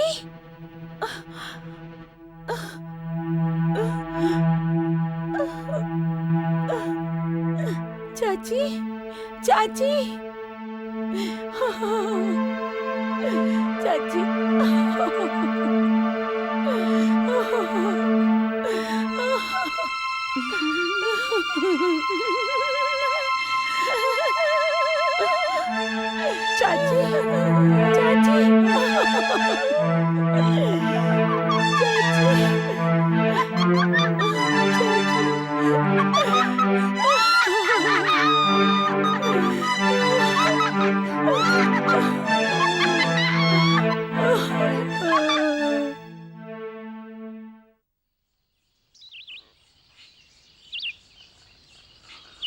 जगावर चौधरी के अत्याचार जन्म देले बा अर्जुन डकैत के।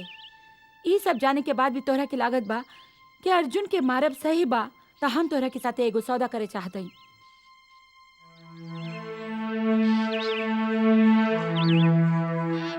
हम अर्जुन से बहुत प्यार करेनी और ओकरे खातिर कुछ भी करे को तैयार हई। हमरे पास दौलत तो नहीं, पर औरत के ऊ चीज बा जेकरा के पावे खातिर दुनिया के हर मर्द बेचैन हो जावेला, ओकर इज्जत। और अर्जुन की जिंदगी के खातिर हम अपन इज्जत कुर्बान करे के तैयार हई।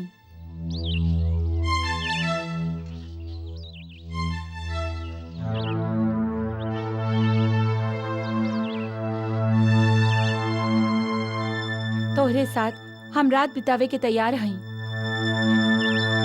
मगर एकरे बदला में तोहरा के कल सुबह सूरज निकले से पहले ई गांव छोड़ के जाए के पड़ी।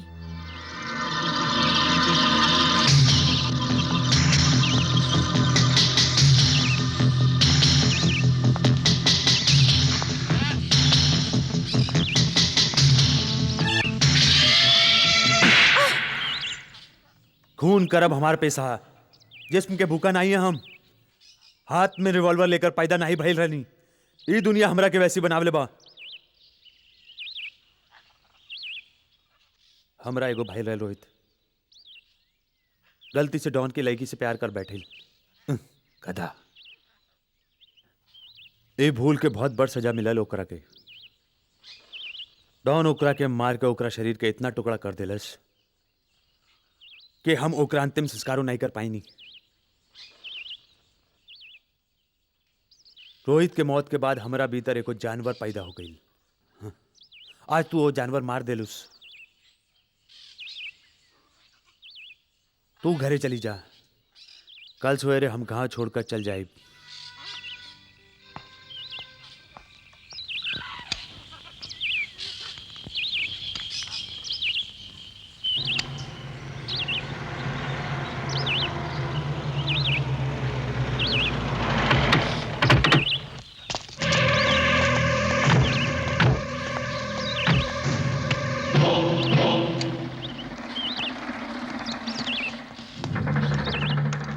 का बात है देवा, कोनो काम रहल तो जगमोहन से कहलवा देले होता। हमके बुलावे के का जरूरत पड़ गई?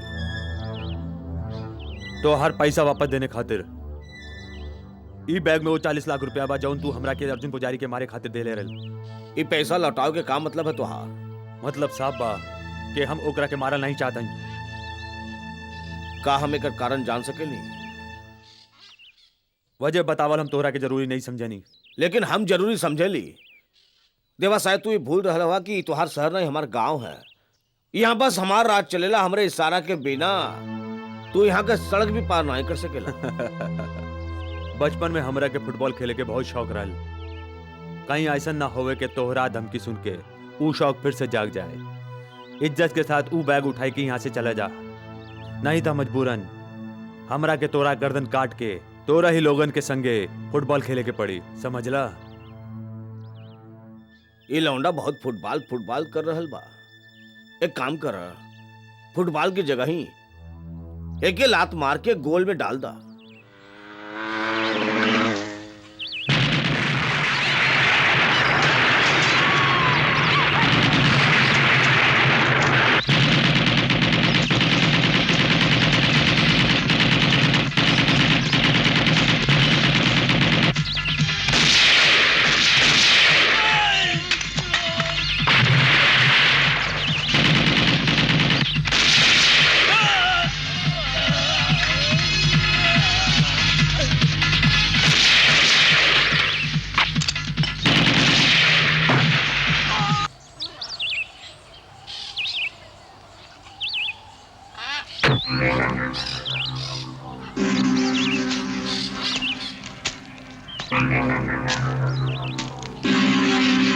हम सवेरे से तुहार इंतजार करत हई।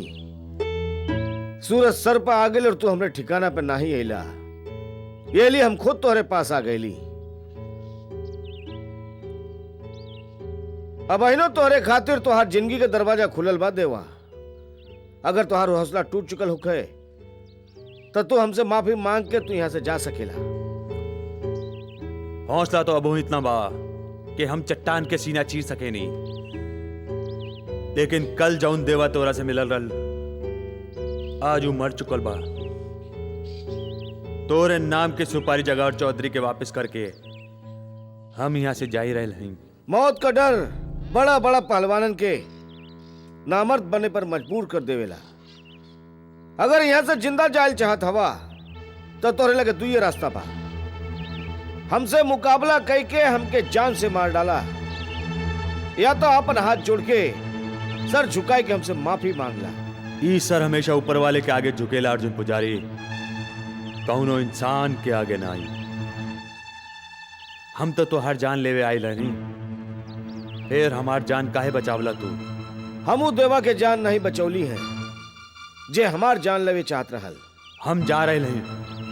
अगर तू चाहा तो हमार पीठ पे गोली मार के अपन जिद पूरी कर सकेला।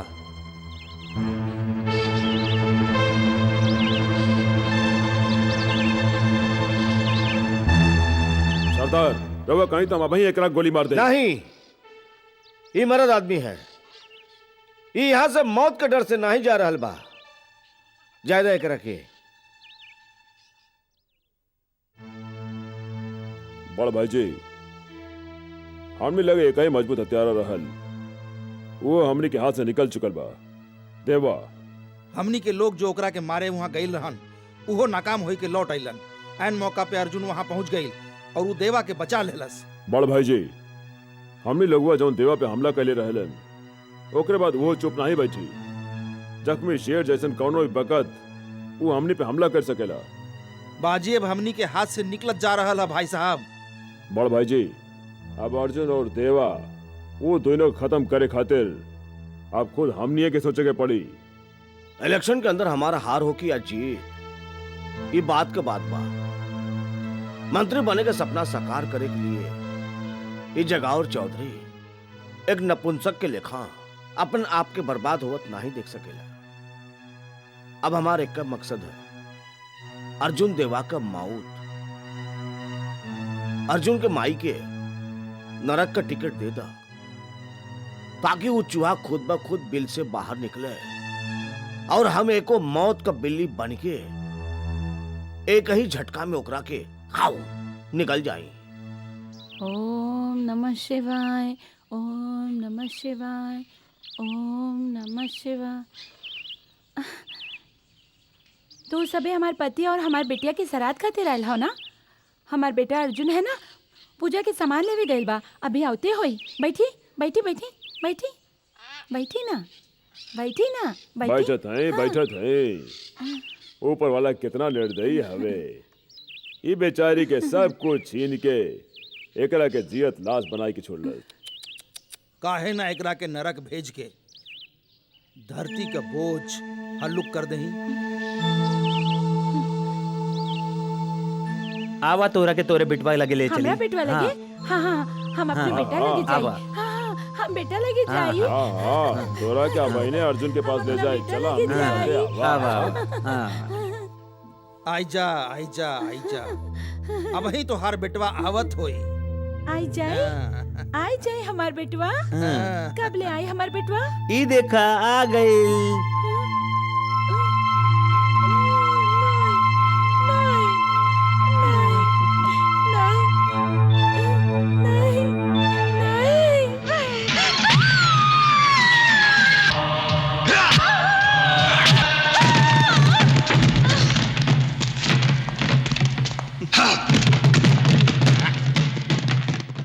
अनर्थ हो गई।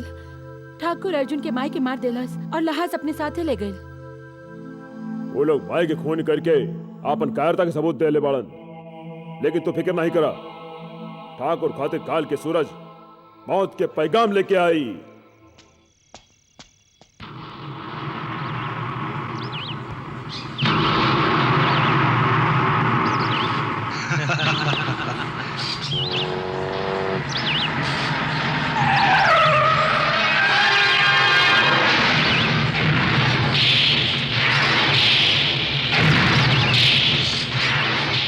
हम तोरा से लड़े नहीं आए लेकिन जगौर चौधरी, हम क्या अपन माई के अंतिम संस्कार कई लेवे दे। ओकरा बाद तू हमरे साथे जौन चाहा कर लिया। तू हमके आखिर में ही लिए मारे चाहत रहला ना, ताकि हमरे अर्थी के केहू कांधा न दे सके। देखा अर्जुन, देखा बाजी पलट गई है। अब हम तोके खत्म करके और तोहार और तोरे माई के लाश गंदी नाली में बहाई, जहां सारा गांव का गंदगी बहेला।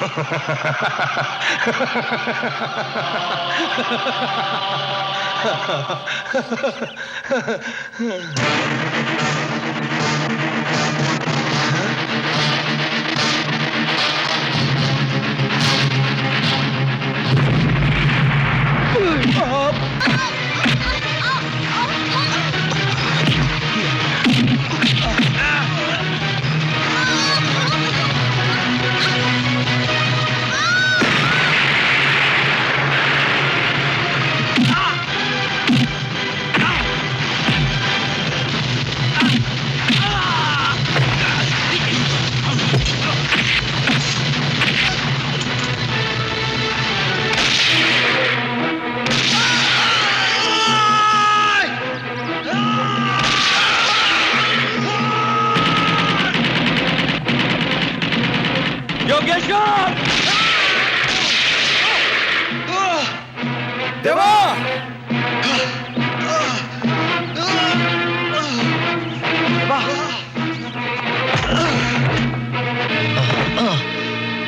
देवा हम कहले रहनी ना अर्जुन पुजारी के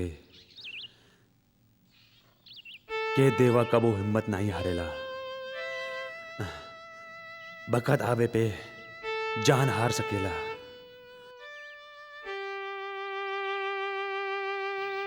अब जाए के बखत सलाम।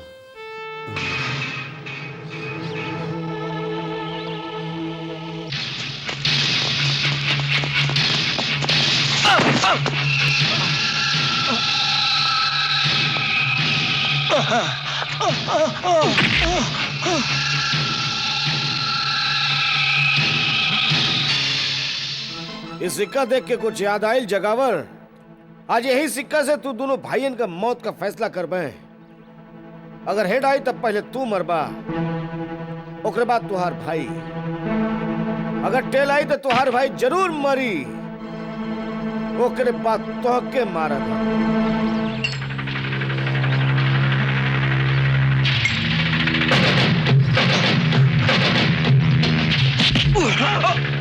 एकर मतलब कुदरत तू दोनों का मौत इकट्ठे चाहतिया।